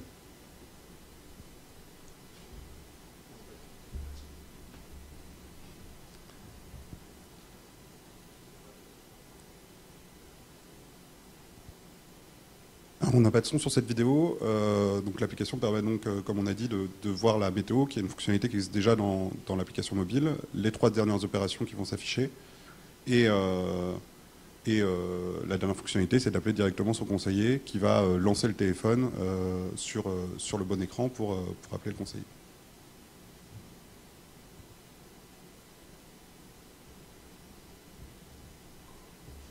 On peut passer maintenant à l'application Mythique. Donc, Mythique, c'est un site de rencontre. Le but, c'est de mettre en relation des personnes pour qu'elles puissent communiquer entre elles et provoquer des rencontres. Donc, l'idée de l'application, c'est très simplement de pouvoir parcourir une liste de différents célibataires et donc de rentrer en contact avec elles avec 2 gestes simples disponibles sur la montre. Donc le swipe vers le haut qui permet d'envoyer un petit clin d'œil aux personnes qu'on aime et un swipe vers le bas pour les rajouter aux favoris. Ce qui n'apparaît pas sur la vidéo, c'est également une deuxième partie qui est importante pour nous, qui est les notifications. Les notifications qui sont un moyen d'amener de l'activité sur le service. Donc les notifications, c'est lorsque quelqu'un vous parle ou rentre en contact avec vous, vous recevez la notification sur votre montre. Ce qui est bien avec l'application Android Wear sur votre montre, c'est qu'on peut avoir la photo qui s'affiche directement sur la montre et on peut également rentrer en contact avec la personne en répondant par l'email. On a également implémenté la réponse avec la reconnaissance vocale qui permet de répondre très facilement directement à partir de sa montre. Un point à noter sur l'expérience utilisateur qui est poussée sur les montres par rapport à une expérience utilisateur sur mobile, c'est qu'on est plus sur des micro-moments. On n'est pas là pour que les gens regardent leur montre toute la journée, mais plutôt qu'ils fassent des sessions de quelques secondes pour répondre rapidement à une notification ou pour browser rapidement entre différents profils. Donc l'expérience utilisateur, comme on le disait tout à l'heure, est vraiment simplifiée et adaptée à la montre vis-à-vis de l'application mobile. Vous avez tous les 3 montré des applications sur Android Wear. On a vu tout à l'heure qu'il y a plusieurs devices wearables qui existent depuis un certain temps, notamment les Google Glass, notamment d'autres types de montres, d'autres types de bracelets. Qu'est-ce qui vous a décidé, qu'est-ce qui vous a donné le déclic pour partir sur une application Android Wear? Pourquoi celle-là? C'est une question de timing, de terminaux. Il y a quelque chose de très convaincant dans les montres connectées en fait. C'est-à-dire que tout à l'heure, je faisais une allusion à ce que peut-être un peu moins excité à faire des lunettes, à faire quelque chose sur les lunettes, parce que effectivement, on a l'impression de parler avec des cyborgs et ça paraît pas évident que ça peut être adopté. La montre, effectivement, une fois qu'on la porte pendant juste une journée, ça devient pas forcément tout de suite, c'est pas encore à l'état où c'est un must-have, parce que justement c'est un écosystème qui est encore en train de se construire, il faut qu'il y ait suffisamment d'applications pour que ça s'insère dans la vie, mais c'est naturel, c'est très naturel, et effectivement c'est convaincant l'argument de ne pas avoir systématiquement à sortir son téléphone pour checker l'info, quelque chose qu'on fait nous en permanence, avoir cet accès plus rapide là, directement sur la montre, qui est limité quand même, c'est pas un device dont on attend énormément de choses, mais qui peut faciliter la vie. Et donc du coup, c'est suffisamment convaincant. Puis, mine de rien, c'est commercialisé, à la différence des Glass, où en fait, quelque chose de très timide, et où on se demande un peu d'ailleurs où va Google. Je pense que Google se pose la question eux-mêmes. Mais là, c'est des choses, c'est des montres qui sont directement disponibles dans le commerce. C'est relativement léger en termes de développement. Il n'y a pas de raison de ne pas y aller et d'aller essayer d'accompagner ces usages qui se créent et qui débutent, quoi. À cela, je rajouterais qu'il y a aussi l'aspect que c'est très rapide d'être compatible avec une application Android Wear. On l'a dit tout à l'heure, les compétences, on les a déjà en interne. L'application, on a été capable de la développer en 1 semaine de délai. En se rassemblant entre le design, le produit et un développeur et demi, qui ont travaillé sur ce projet-là. C'est des compétences qu'on a déjà et c'est une rapidité de mise en place qui nous fait dire que sur un device qui commence à se démocratiser, on est capable de se positionner très rapidement. Ce qui nous a aussi convaincu de se positionner, c'est il n'y a pas beaucoup d'applications sur le store aujourd'hui qui sont compatibles Android Wear. Et donc, être mise en avant sur le store et être parmi 25 applications en Europe sur Android Wear, par rapport aux millions d'autres applications qui sont présentes sur le store, c'est quelque chose qui nous intéresse beaucoup. Et pour compléter en fait un petit peu tout ça, donc c'est vrai que la rapidité du développement qu'on a tous, je pense, observé parmi les gens qui sont invités aujourd'hui, de faire des applications très très rapidement, mais au-delà de ça, il y a un réel usage que moi personnellement, en tout cas, je constate pour utiliser ces montres depuis un petit moment. Alors moi, vous ne me connaissez pas, mais globalement, les montres et moi, ça fait deux. J'en ai une aujourd'hui, je la porte depuis maintenant, depuis 2 mois, elle ne me quitte plus. J'ai jamais mis de montre pendant 25 ans. Alors c'est pas tant la montre qui m'intéresse, c'est pas tant d'avoir l'heure, on a tous l'heure sur nos smartphones, on a tous des smartphones. Je pense qu'on est tous utilisateurs de messagerie, de réseaux sociaux, de différentes informations qu'on nous pousse digitalement sur nos smartphones. Et naturellement, en fait, quand on a utilisé une première montre connectée, et même avant Android Wear, je pense que Samsung était peut-être un petit peu en avance avec Tizen, mais sur des stores un petit peu propriétaires, des applications propriétaires à certaines montres qui se couplent avec certains téléphones, donc un peu contraignant pour les utilisateurs, donc pas beaucoup d'ouverture et de flexibilité pour le client. Mais pour avoir utilisé ces premières montres, déjà, finalement, on se rend compte qu'à l'usage, c'est hyper pratique. On a en un clin d'œil son mail, le mail qu'on va pouvoir pas forcément traiter ou répondre depuis la montre, mais certains mails sont classés immédiatement parce que pas forcément intéressants. Pareil pour vos notifications de Facebook, des réseaux sociaux. Donc en un clin d'œil, on va avoir accès à cette information, on ne sortira plus son smartphone, on va effectivement jeter un petit coup d'œil à sa montre. L'idée, comme la montre ou les Google Glass, c'est effectivement d'avoir les mains libres et d'avoir accès à une information qu'on nous pousse de manière contextuelle à un moment donné où on en a besoin, où on n'est plus propice à la consommer. Donc après, par rapport à ça, effectivement, nous, on s'est posé naturellement la question de porter, enfin on ne s'est pas posé la question, on s'est dit on va y aller immédiatement puisque les services de solde, les services de météo, de dernières opérations étaient déjà disponibles sur le smartphone sans identification client, donc c'est des services qu'on proposait déjà dans nos applications mobiles. Et donc naturellement, quand Android Wear est arrivé, avec cette possibilité d'avoir, et le choix pour le client de choisir sa montre avec son smartphone, on a immédiatement sauté sur l'occasion de sortir la première application bancaire en France sur montre connectée et surtout de répondre à un usage, alors peut-être en avance de phase, peut-être un petit peu tôt, mais c'est vrai qu'on l'a dit, les développements sont très rapides et d'être présent sur ces devices, c'est quand même, je pense, important pour les futurs utilisateurs qui vont être, je pense, à mon avis, en masse à adopter ce genre de produits pour des montres qui sont en plus accessibles. On l'a vu tout à l'heure, les montres, les Google Glass sont exorbitantes, ont peu d'autonomie, je crois, oui. Donc, pas forcément très pratique, réservé à un public très restreint. Là où la montre qui coûte entre 120 et 250 euros est accessible finalement du commun des mortels et de tous. Du coup, vous parlez de Google Glass, vous avez envisagé de faire des projets sur des Google Glass, sur d'autres terminaux, des habits, des choses comme ça? C'est des choses qui vous sont passées par la tête sur d'autres montres? Alors oui, nous on l'a fait en fait, et puis on l'a fait avec vous d'ailleurs. Donc on a fait un POC donc sur les Google Glass, on a commencé effectivement un prototype. Alors on n'a jamais été jusqu'au bout, en tout cas jusqu'à le pousser dans les stores, parce que pour les raisons que je vous expliquais, ou pour lesquelles on pense que la technologie des glaces n'est pas encore arrivée à maturité, n'est pas encore utilisable d'un point de vue retail, enfin d'un point de vue consumer. Et donc on ne s'interdit pas de se reposer la question un peu plus tard. Je pense que le Google Glass les Google Glass sont un objet formidable, avec un potentiel, comme on l'a vu sur les slides précédents, assez extraordinaire. Peut-être un petit peu trop en avance de phase et encore un produit pas forcément mature pour être prêt à être consommé par le public. Nous, on a acheté une paire de glaces pour quand même voir ce que ça donne et être en capacité d'eux. Pour l'instant, ce que je disais, je ne suis pas convaincu encore que ça puisse être un outil de masse. Très convaincu par les exemples qui ont été montrés dans des applications professionnelles, en fait. Pour accompagner un professionnel, donc on a montré des chirurgiens, et je pense qu'il y a pas mal d'autres cas. On peut imaginer dans un entrepôt, quelqu'un qui doit aller chercher un colis à un endroit particulier, qui soit accompagné, qu'il ait l'information directement dans le champ visuel. Voilà, il y a plein d'applications. Je pense que c'est un objet qui est très intéressant. Maintenant, nous, évidemment, notre public, c'est monsieur, vous et moi, le grand public qui va aller se balader dans sa vie et lui afficher une information, pourquoi pas, mais encore faut-il qu'il porte cette paire de lunettes, ce qui n'est pas du tout convaincant aujourd'hui. Voilà. Donc, pourquoi pas, mais... pour revenir juste sur l'usage que vous avez choisi, vous avez hésité sur cet usage, vous avez eu plusieurs pistes de réflexion, ou ça s'est imposé de façon un peu évidente que c'était ça qu'il fallait présenter et que...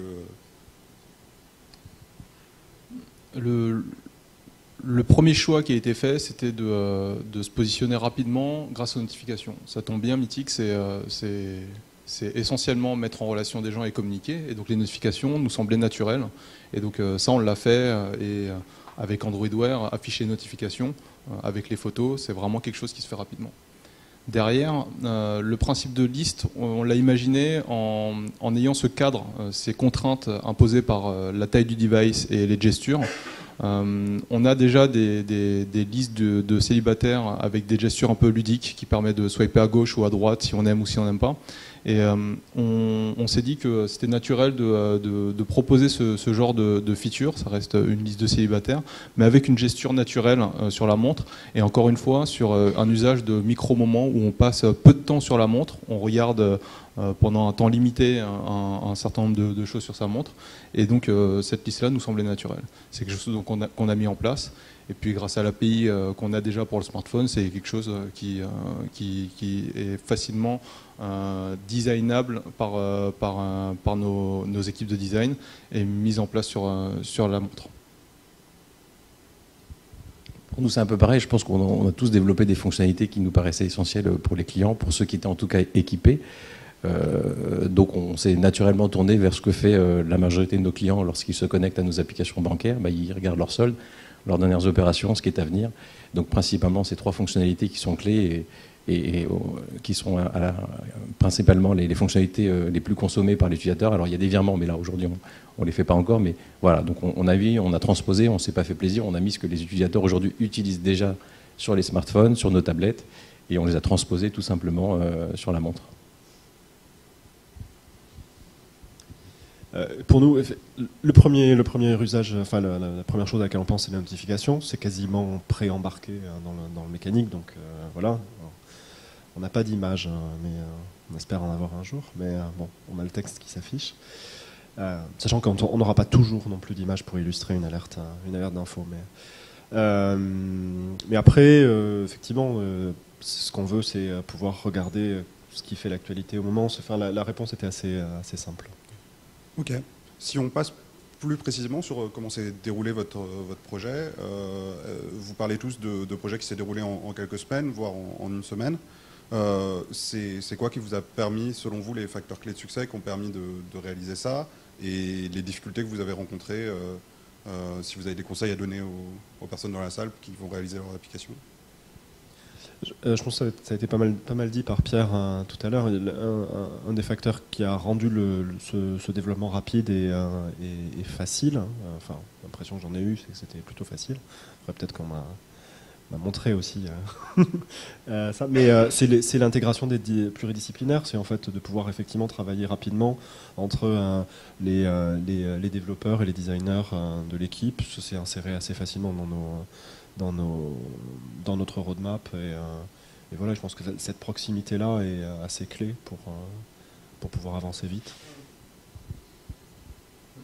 Je rajouterais à cela, et je suis complètement d'accord, je rajouterais à cela qu'on a été invité chez Google pour un workshop où Google invite les différentes personnes, donc du produit, du design, des développeurs, pour une journée d'atelier autour d'Android Wear, pour comprendre le cadre et les contraintes, expliquer la démarche, la vision qu'ils ont de cette montre, et qu'on puisse proposer des applications qui s'intègrent parfaitement avec ce format-là et cette gesture-là. Et ça a vraiment été un accélérateur dans notre réflexion, puisque on a pu échanger avec les concepteurs de la montre, comprendre quelles étaient les contraintes, et directement, à la fin de la journée, déjà avoir un bon cadre de ce qu'on voulait faire. Ce qui a permis derrière, comme je disais, la technologie et les compétences, on les a déjà, de mettre en œuvre ce qu'on a compris et appréhendé chez Google, le mettre en place en une semaine. Ce qu'on dit aussi, c'est que grâce aux API qui sont consommées déjà par le mobile, on a quelque chose qui se met en place très rapidement. Et donc une API qui délivre déjà des services et qui sont consommés directement par le téléphone, c'est quelque chose qui accélère le développement sur l'ensemble des devices. Oui, donc, et pour compléter, donc, c'est pareil pour nous, donc un projet rapide, hein, on l'a commencé, le première réunion était le 5 septembre dernier, pour une sortie dans les stores le 25, donc pareil, un développement ultra rapide, 2 facteurs clés, je pense, qui sont, un, d'un point de vue organisationnel, avec, où toutes les équipes, vous l'avez dit, hein, sont réunies, hein, que ce soit le marketing, la maîtrise d'ouvrage, des équipes techniques, donc tous au même endroit pour arriver à un objectif commun et rapide. Et puis aussi un autre facteur clé nécessaire qui est le choix d'avoir des applications qui sont d'une part natives, qui utilisent des composants web services, et pour notre part d'avoir certains web services disponibles déjà et nécessaires pour la réalisation et le développement de la Hello Watch. Oui, vous avez tous les trois des entreprises qui ont fait le choix d'investir vraiment dans les applications natives sur mobile. Et le fait d'avoir fait ce choix, aujourd'hui, ils payent en partie pour ce genre de fonctionnalité. Partir sur une stratégie plus web vous aurait pas forcément permis d'être aussi rapide sur ces applications. Ça va un peu ensemble. Et aujourd'hui, c'est un peu le prolongement des applications natives, ces applications en Android Wear et Apple Watch qui arrivent. On n'a pas parlé de choses qui ont été un peu plus compliquées. Est-ce que vous avez eu des problèmes pour tester vos applications? Est-ce que vous avez des problèmes pour certaines fonctionnalités? Ouais, alors pour nous, on a eu effectivement quelques difficultés, notamment de par la diversité diversité, il n'y a que 2 formats, mais quand même, des montres carrées, c'était pas très compliqué d'en avoir. Des montres rondes, il existait que la Moto 360. Et au jour de la sortie dans les stores, elle n'était pas disponible en France et n'existait qu'aux États-Unis. Donc ça a été une petite gymnastique de se faire envoyer une montre des États-Unis, déjà de pouvoir en trouver, parce que c'était déjà chose rare à la sortie début septembre.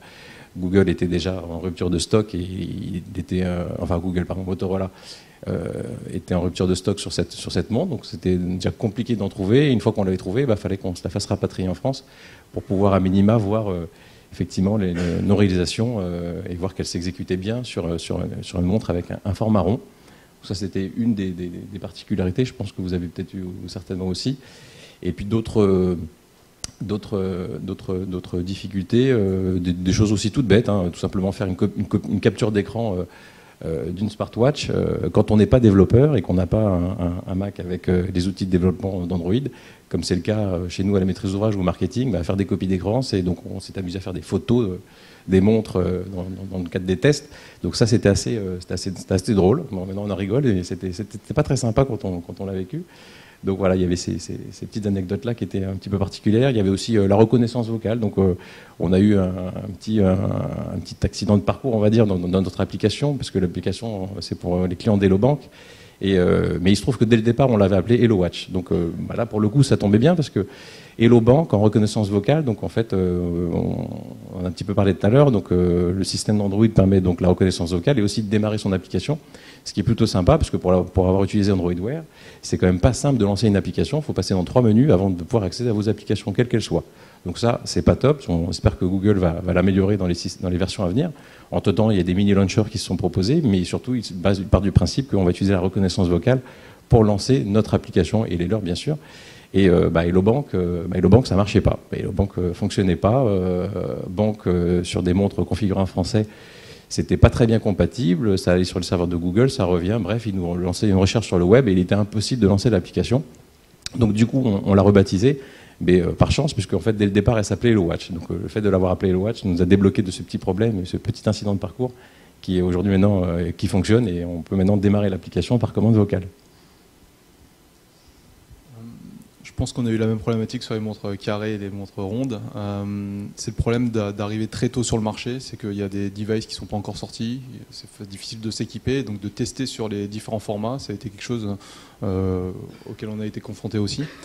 En parlant de la reconnaissance vocale, donc nous on est présent partout en Europe, et donc on a également la gestion de 12 langues en Europe. Or la montre gère en reconnaissance vocale que 4 ou 5 langues. Et donc pouvoir répondre en suédois par exemple directement à un email, c'est quelque chose qui n'est pas possible. Donc voilà le genre de choses auxquelles on est confronté au quotidien. Une autre anecdote qui a été un peu problématique, c'est la recette par les différents pays. Donc on a des bureaux partout en Europe, et donc on a fait recetter l'application dans les différents pays. Et donc demander aux gens de s'équiper de la montre sans être geek ou sans connaître bien Le marché, c'est un peu compliqué de se pointer, de demander la bonne montre avec la bonne version d'Android, etc. Et donc, on a des gens qui ont acheté des montres sous Tizen et qui forcément fonctionnaient pas. Et donc, il a fallu communiquer. Samsung est un peu ambigu sur la disponibilité de différents OS sur les différentes montres.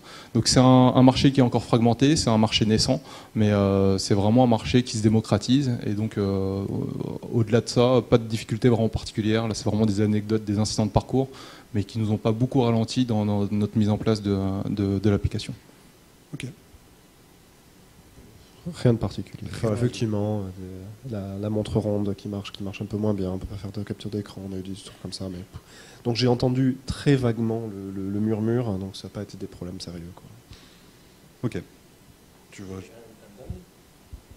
Un dernier petit point, parce que j'en profite, parce que l'IT de BNP Paribas est représenté aujourd'hui dans le public. Et dans les difficultés, alors non, c'est pas eux qui étaient la difficulté dans le projet, au contraire, ils nous ont bien accompagnés, mais la sécurité. Donc chez BNP Paribas, vous imaginez que la sécurité, quelque chose d'extrêmement important, et quand ce projet a été présenté à la sécurité, je peux vous dire qu'on ne les a pas laissés indifférents, et c'était, dit autrement, pas simple. Donc vraiment pas simple, parce qu'un device qu'ils ne connaissent pas, enfin on est dans un terrain qui est quand même, somme toute, pas très bien connu et maîtrisé aujourd'hui. Donc ça a été des discussions un petit peu compliquées, et avec lequel, sans le support de l'informatique, on a pu les convaincre de nous laisser partir en production avec ce projet qui les a fortement inquiétés, je ne vous le cache pas. J'imagine bien que sur une banque, les informations confidentielles peuvent être très, très confidentielles pour le coup, et du coup c'est important de traiter ce sujet-là aussi.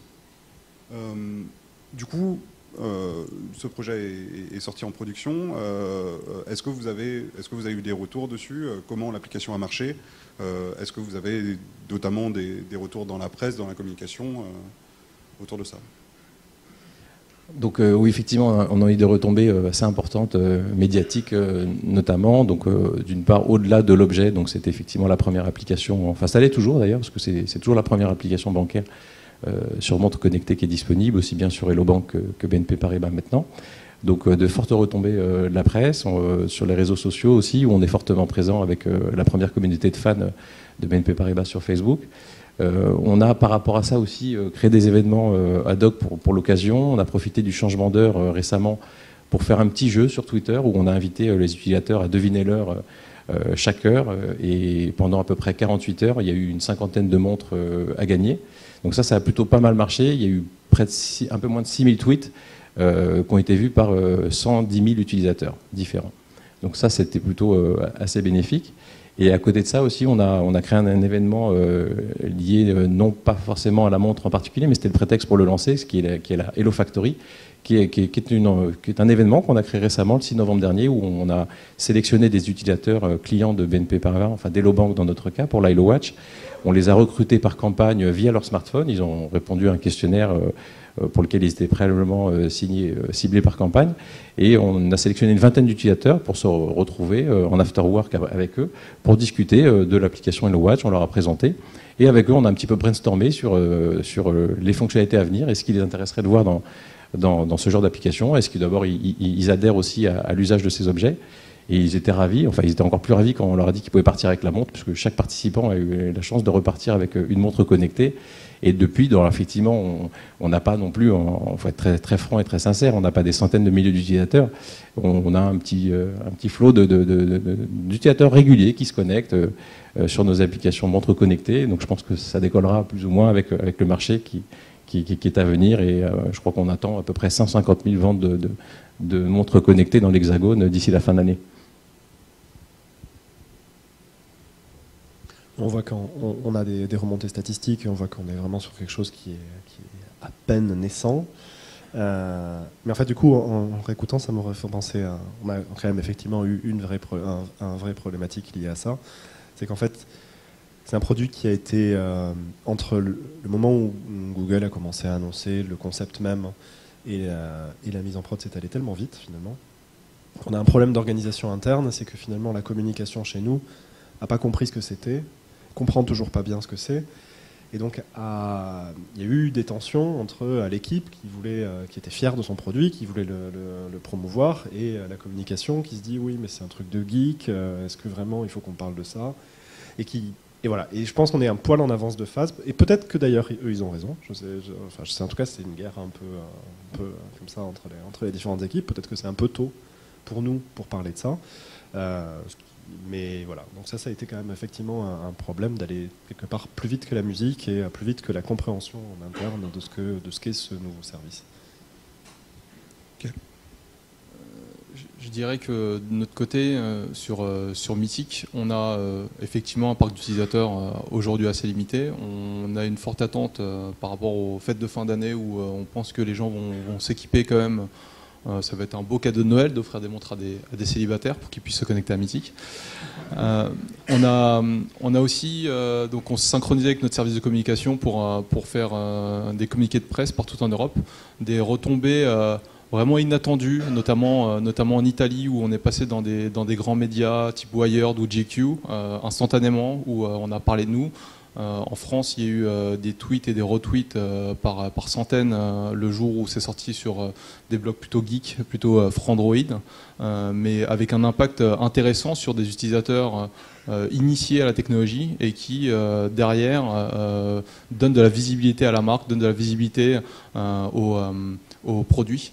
L'idée aussi, c'est de se positionner sur ce type de device pour transmettre cette volonté d'innovation qu'on a en interne, de pouvoir la transmettre au public initié et au grand public, on espère bientôt.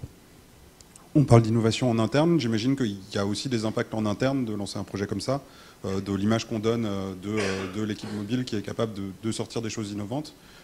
Est-ce qu'il y a eu des impacts concrets en interne de la sortie de ce projet ? Je vais commencer là-dessus. L'histoire, lorsqu'on s'est positionné sur la montre, c'est qu'on a une véritable motivation en interne, des équipes internes pour travailler sur ce type de sujet. Même si le mobile aujourd'hui est quelque chose d'innovant, c'est les développeurs qui ont 4-5 ans d'expérience, pour eux c'est un quotidien. Et vraiment s'ouvrir sur un nouveau device, c'est quelque chose qui a vraiment motivé les gens. On a des développeurs qui ont travaillé le week-end pour veiller sur le sujet, et pour être au taquet, et pour se positionner très rapidement sur le sujet. Les autres qui n'ont pas travaillé sur le sujet sont aussi un peu déçus. Donc c'est un vrai facteur de motivation de travailler sur ce type de projet d'innovation en interne. Oui, je rejoins aussi ce constat, effectivement, d'effervescence, d'émulsion autour d'un projet qui a stimulé, je pense, beaucoup de gens, aussi bien les équipes techniques, maîtrise d'ouvrage ou marketing, mais surtout les autres équipes, et qui sont intéressés aussi à nous. Enfin, ils savaient déjà ce qu'on faisait, mais globalement, ça a eu une portée aussi en interne. Alors, par des gens qui sont même utilisateurs d'iPhone ou qui sont sur iOS et qui savent très bien qu'ils ne pourront pas utiliser cette montre, mais ils sont intéressés, ils ont entendu l'annonce de l'Apple Watch. Donc tout ça concomitant fait qu'effectivement les montres, on commence à en parler de plus en plus par le levier de Google et demain par Apple, mais tout ça arrive, je pense, à peu près au bon moment. Donc des gens qui sont intéressés naturellement à ce qu'on pouvait faire avec une Watch, et même sur iOS, aussi par d'autres filiales dans le groupe où nos confrères italiens sont intéressés quand ils ont vu notre application à effectivement sortir la même chose. Donc ça a fait beaucoup de vagues effectivement chez nous en interne. À peu près. Enfin, effectivement, cet effet motivation sur l'équipe, c'est chouette d'avoir quelque chose en plus, quelque chose qui sort aussi vite. C'est-à-dire que ça a été peu douloureux. C'est quelque chose qui est décidé rapidement, qui se décide facilement aussi, parce qu'on a compris assez vite que c'était pas non plus un investissement dément. Et d'être tôt sur le marché. Après, je pense qu'effectivement, on a quand même un déficit interne de compréhension de ce que c'est ça, mais voilà, mais ça va. Pour une fois qu'on arrive à être trop rapide, c'est pas très très grave. C'est un problème de riche. Du coup, vous avez sorti cette application. Est-ce que vous pensez déjà à l'avenir? Est-ce que vous voulez faire d'autres applications? Est-ce que vous voulez étoffer l'application, aller sur d'autres plateformes, faire des choses comme ça? Est-ce que les retours de ce projet sont assez positifs pour vous lancer dans la suite? Donc, sur d'autres plateformes, comme je pense tout le monde, évidemment, dès qu'Apple a mis à disposition il y a 2 semaines le WatchKit, on s'est dit qu'il fallait qu'on se lance tout de suite dessus. Et après, d'autres applications, nous, ça va être plutôt essayer d'intégrer ça au mieux et de toujours penser à la montre dans les parcours utilisateurs. On a une fonctionnalité sur laquelle on travaille et qui arrivera, je pense, tout début 2015, qui va permettra à nos lecteurs de choisir les histoires qu'ils veulent suivre particulièrement et donc de s'abonner à une histoire pour savoir vraiment tous les derniers rebondissements. Et ça, c'est quelque chose qu'il va falloir pouvoir piloter à la montre aussi. Non seulement recevoir, mais aussi piloter. C'est-à-dire, cette histoire-là, je veux la lâcher, ou parce qu'il a reçu une alerte sur un sujet plus général, dire celui-là, cette information-là, je veux la suivre dans le temps et savoir ce qui se passe. Voilà. Donc ça va être plus essayer de garder la montre comme une des briques de la relation utilisateur au fil de nos développements en général. Donc naturellement, avec la sortie du SDK d'Apple, on regarde ça de près et je pense qu'on va se positionner très rapidement là-dessus. Si on est, comme vous le disiez tout à l'heure, sur la même technologie, sur la même capacité à délivrer rapidement un produit fini, disponible pour nos utilisateurs. Derrière, au niveau de l'évolution du produit actuel, on attend vraiment d'avoir des retours pertinents d'utilisateurs ou des évolutions des produits existants avant de faire évoluer le produit en tant que tel. Je pense qu'on a créé un MVP aujourd'hui de notre produit qui fonctionne, qui permet de communiquer. Maintenant, suite aux fêtes de fin d'année, suite peut-être l'année prochaine avec des nouvelles versions de montres et des nouvelles capacités, des nouvelles capteurs, on pourrait imaginer des nouvelles fonctionnalités. Mais ça, on va vraiment attendre d'avoir des retours terrain pour le faire. Pour nous, c'est pareil, effectivement. Donc, alors, pas forcément de nouvelle application, parce que le dispositif maintenant sur Android Wear, il est complet avec Hello Bank et BNP Paribas. Ensuite, par rapport à enrichir ces applications, parce qu'on les a sorties, donc on est très content, mais on souhaite les faire vivre, les enrichir de nouvelles fonctionnalités. L'idée étant non plus pas de tout déporter, nos fonctionnalités, de tout mettre dans la montre, ça n'aurait pas de sens. Et le contexte ne s'y prête absolument pas. Donc, par contre, tout ce qu'on va pouvoir développer et qui sera adaptable dans un contexte de montre où on va la consulter moins de 5 secondes pour avoir une information, oui. Alors on a parlé de notification, c'est un sujet qui nous intéresse, de géolocalisation, il y a des choses aussi qu'on peut imaginer, donc des idées qui sont en gestation et qui sont en cours de développement pour d'autres. Et bien sûr, Apple Watch nous intéresse comme tout le monde, qui plus est avec une population chez BNP Paribas qui est beaucoup plus fortement imprégné de terminaux iOS, donc nos utilisateurs sont massivement, alors énormément de clients sur Android bien sûr, mais il y a un gap qui est très important entre la communauté iOS chez BNP Paribas versus la communauté Android.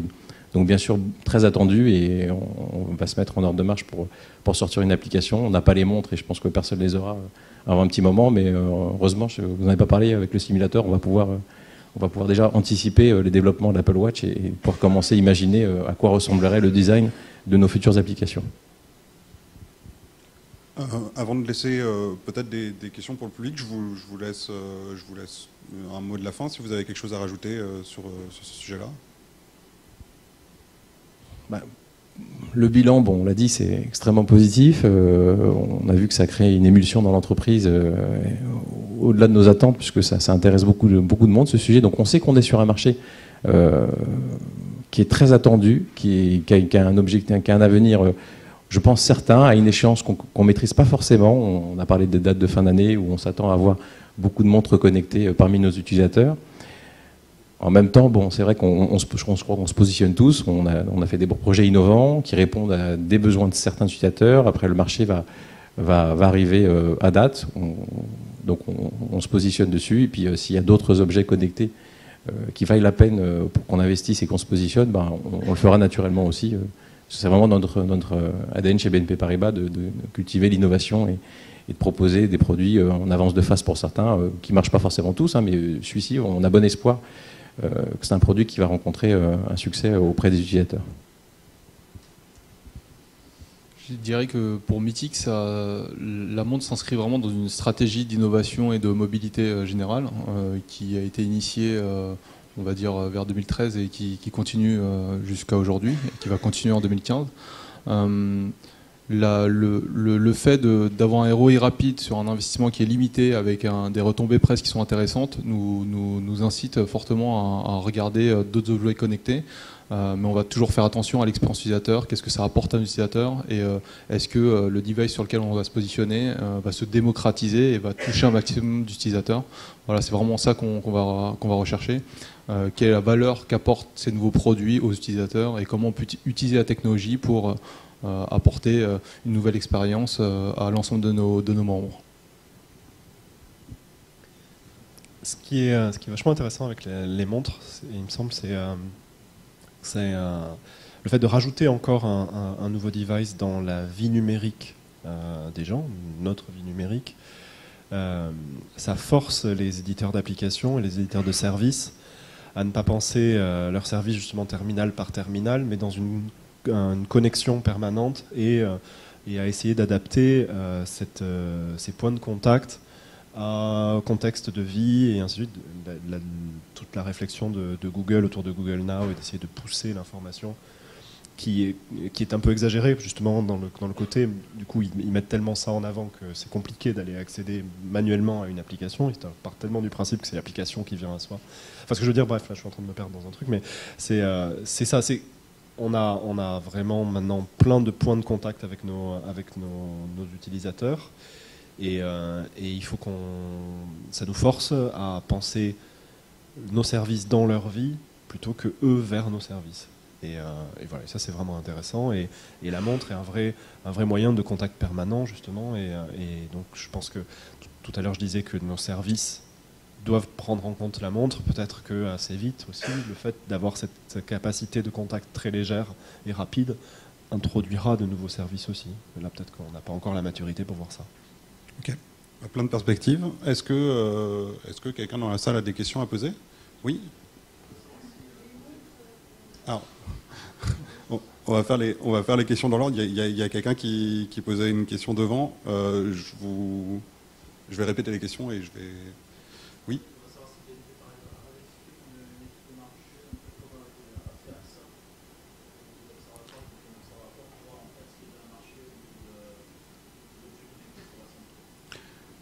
Alors, je vais répéter la question pour la vidéo. La question c'est pour BNP Paribas. Oui.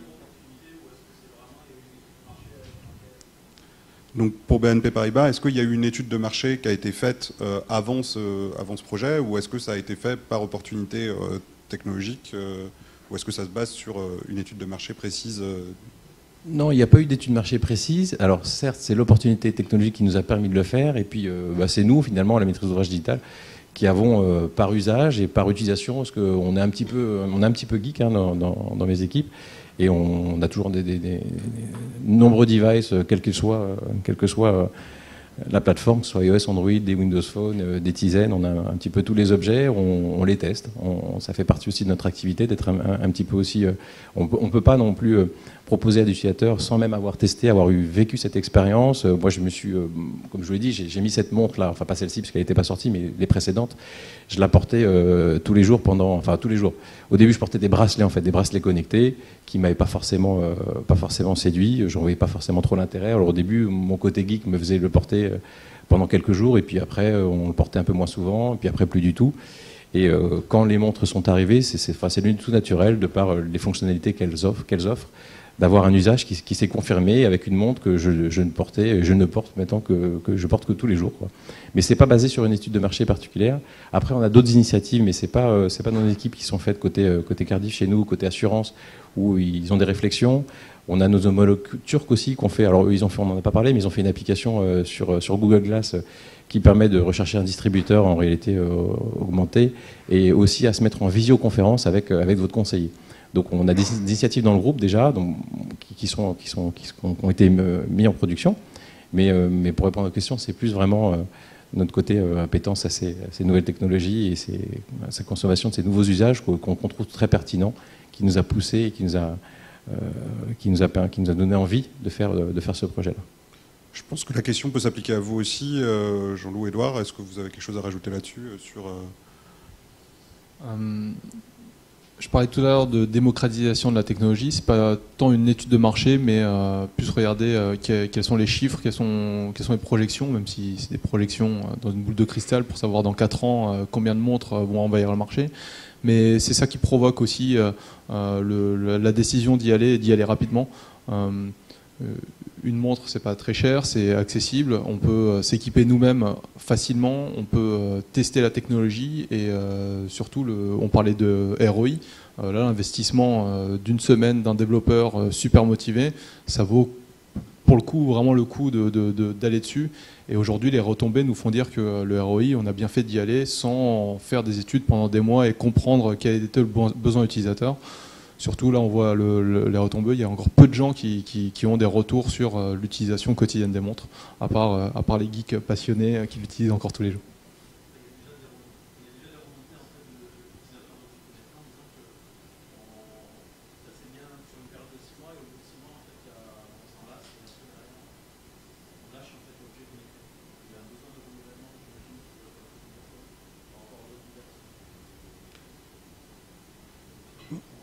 Ok, on avait une autre question. Moi j'ai envie de dire, oui, juste pour répondre à la question, vous avez raison, parce que moi je l'ai expérimenté, alors pas au bout de 6 mois, certains objets que j'ai abandonnés très très vite, mais en même temps c'est le début, et effectivement je trouve qu'on a des objets qui sont vraiment très sympas pour des premières versions de montres. Donc il y a pléthore de constructeurs qui se positionnent, il y a LG, il y a Samsung qui joue un double jeu, parce qu'ils ont son système...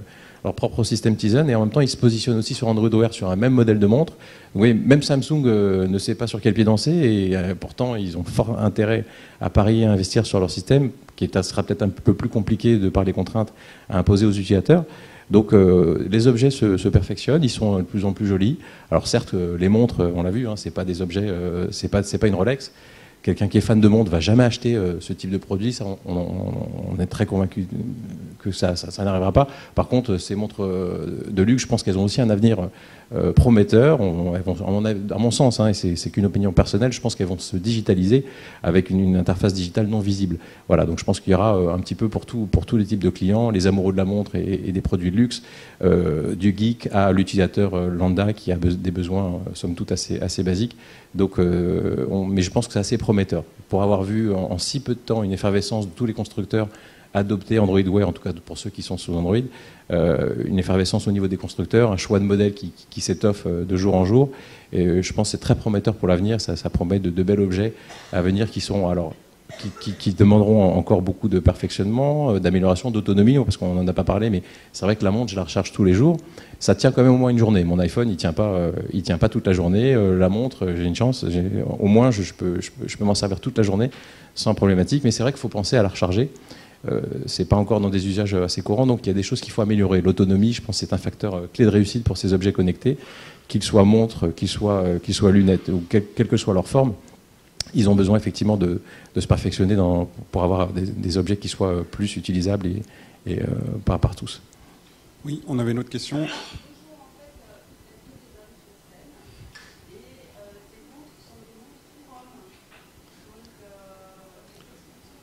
Alors, la question, c'est, on est 4 hommes sur scène, et les montres sont plutôt aujourd'hui des montres pour hommes. Et est-ce que vous avez... Je pense qu'Apple va sortir quelque chose qui n'est pas du tout une montre pour hommes, avec 2 tailles d'écran, avec un soin sur le design qui est très très axé féminin. Et je pense qu'ils voient l'écueil et ils sont vraiment partis pour essayer de faire une montre qui aura un vrai attrait pour les femmes. Apple, je pense, va combler un petit peu ce besoin. Vous avez raison, c'est assez sexiste, ces montres, elles répondent plus. Malheureusement, on n'a pas beaucoup de... Il y a d'autres montres qui sont pas présentes ici, qui sont pas encore disponibles. C'est pour ceux qui sont sur Android Wear. Il y a la future montre d'Intel qui, pour le coup, est très féminine, orientée plutôt luxe. Alors bon, est-ce qu'elle va concurrencer l'Apple Watch? Je suis pas sûr. Mais il y a quand même des initiatives. Mais vous avez raison, elles sont encore marginales et c'est assez masculin, les montres qu'on nous propose aujourd'hui. Mais c'est qu'un début. Je pense qu'on a bon espoir de trouver notre compte dans les mois à venir. Et si c'est vrai pour le design des montres Android Wear aujourd'hui, il y a des freins technologiques aussi à faire des montres qui aient de l'attrait pour un public féminin, parce que il y a besoin quand même d'essayer de mettre une batterie qui va tenir un minimum, et pour ça fait plus facile avec des montres un peu épaisses et un peu larges. Donc encore une fois, manifestement, on va voir s'ils y parviennent, mais Apple essaie de se positionner là-dessus. Par contre, je pense que dans l'usage, dans ce qui est rendu, il n'y a rien de masculin ou de féminin dans le fait de pouvoir accéder à l'information immédiatement. Oui, il faut bien les porter. Et voilà, et donc c'est un problème. Il y a un problème de design. Je pense qu'il y a un problème sous-jacent technologique, mais je pense qu'il est clairement, il sera adressé.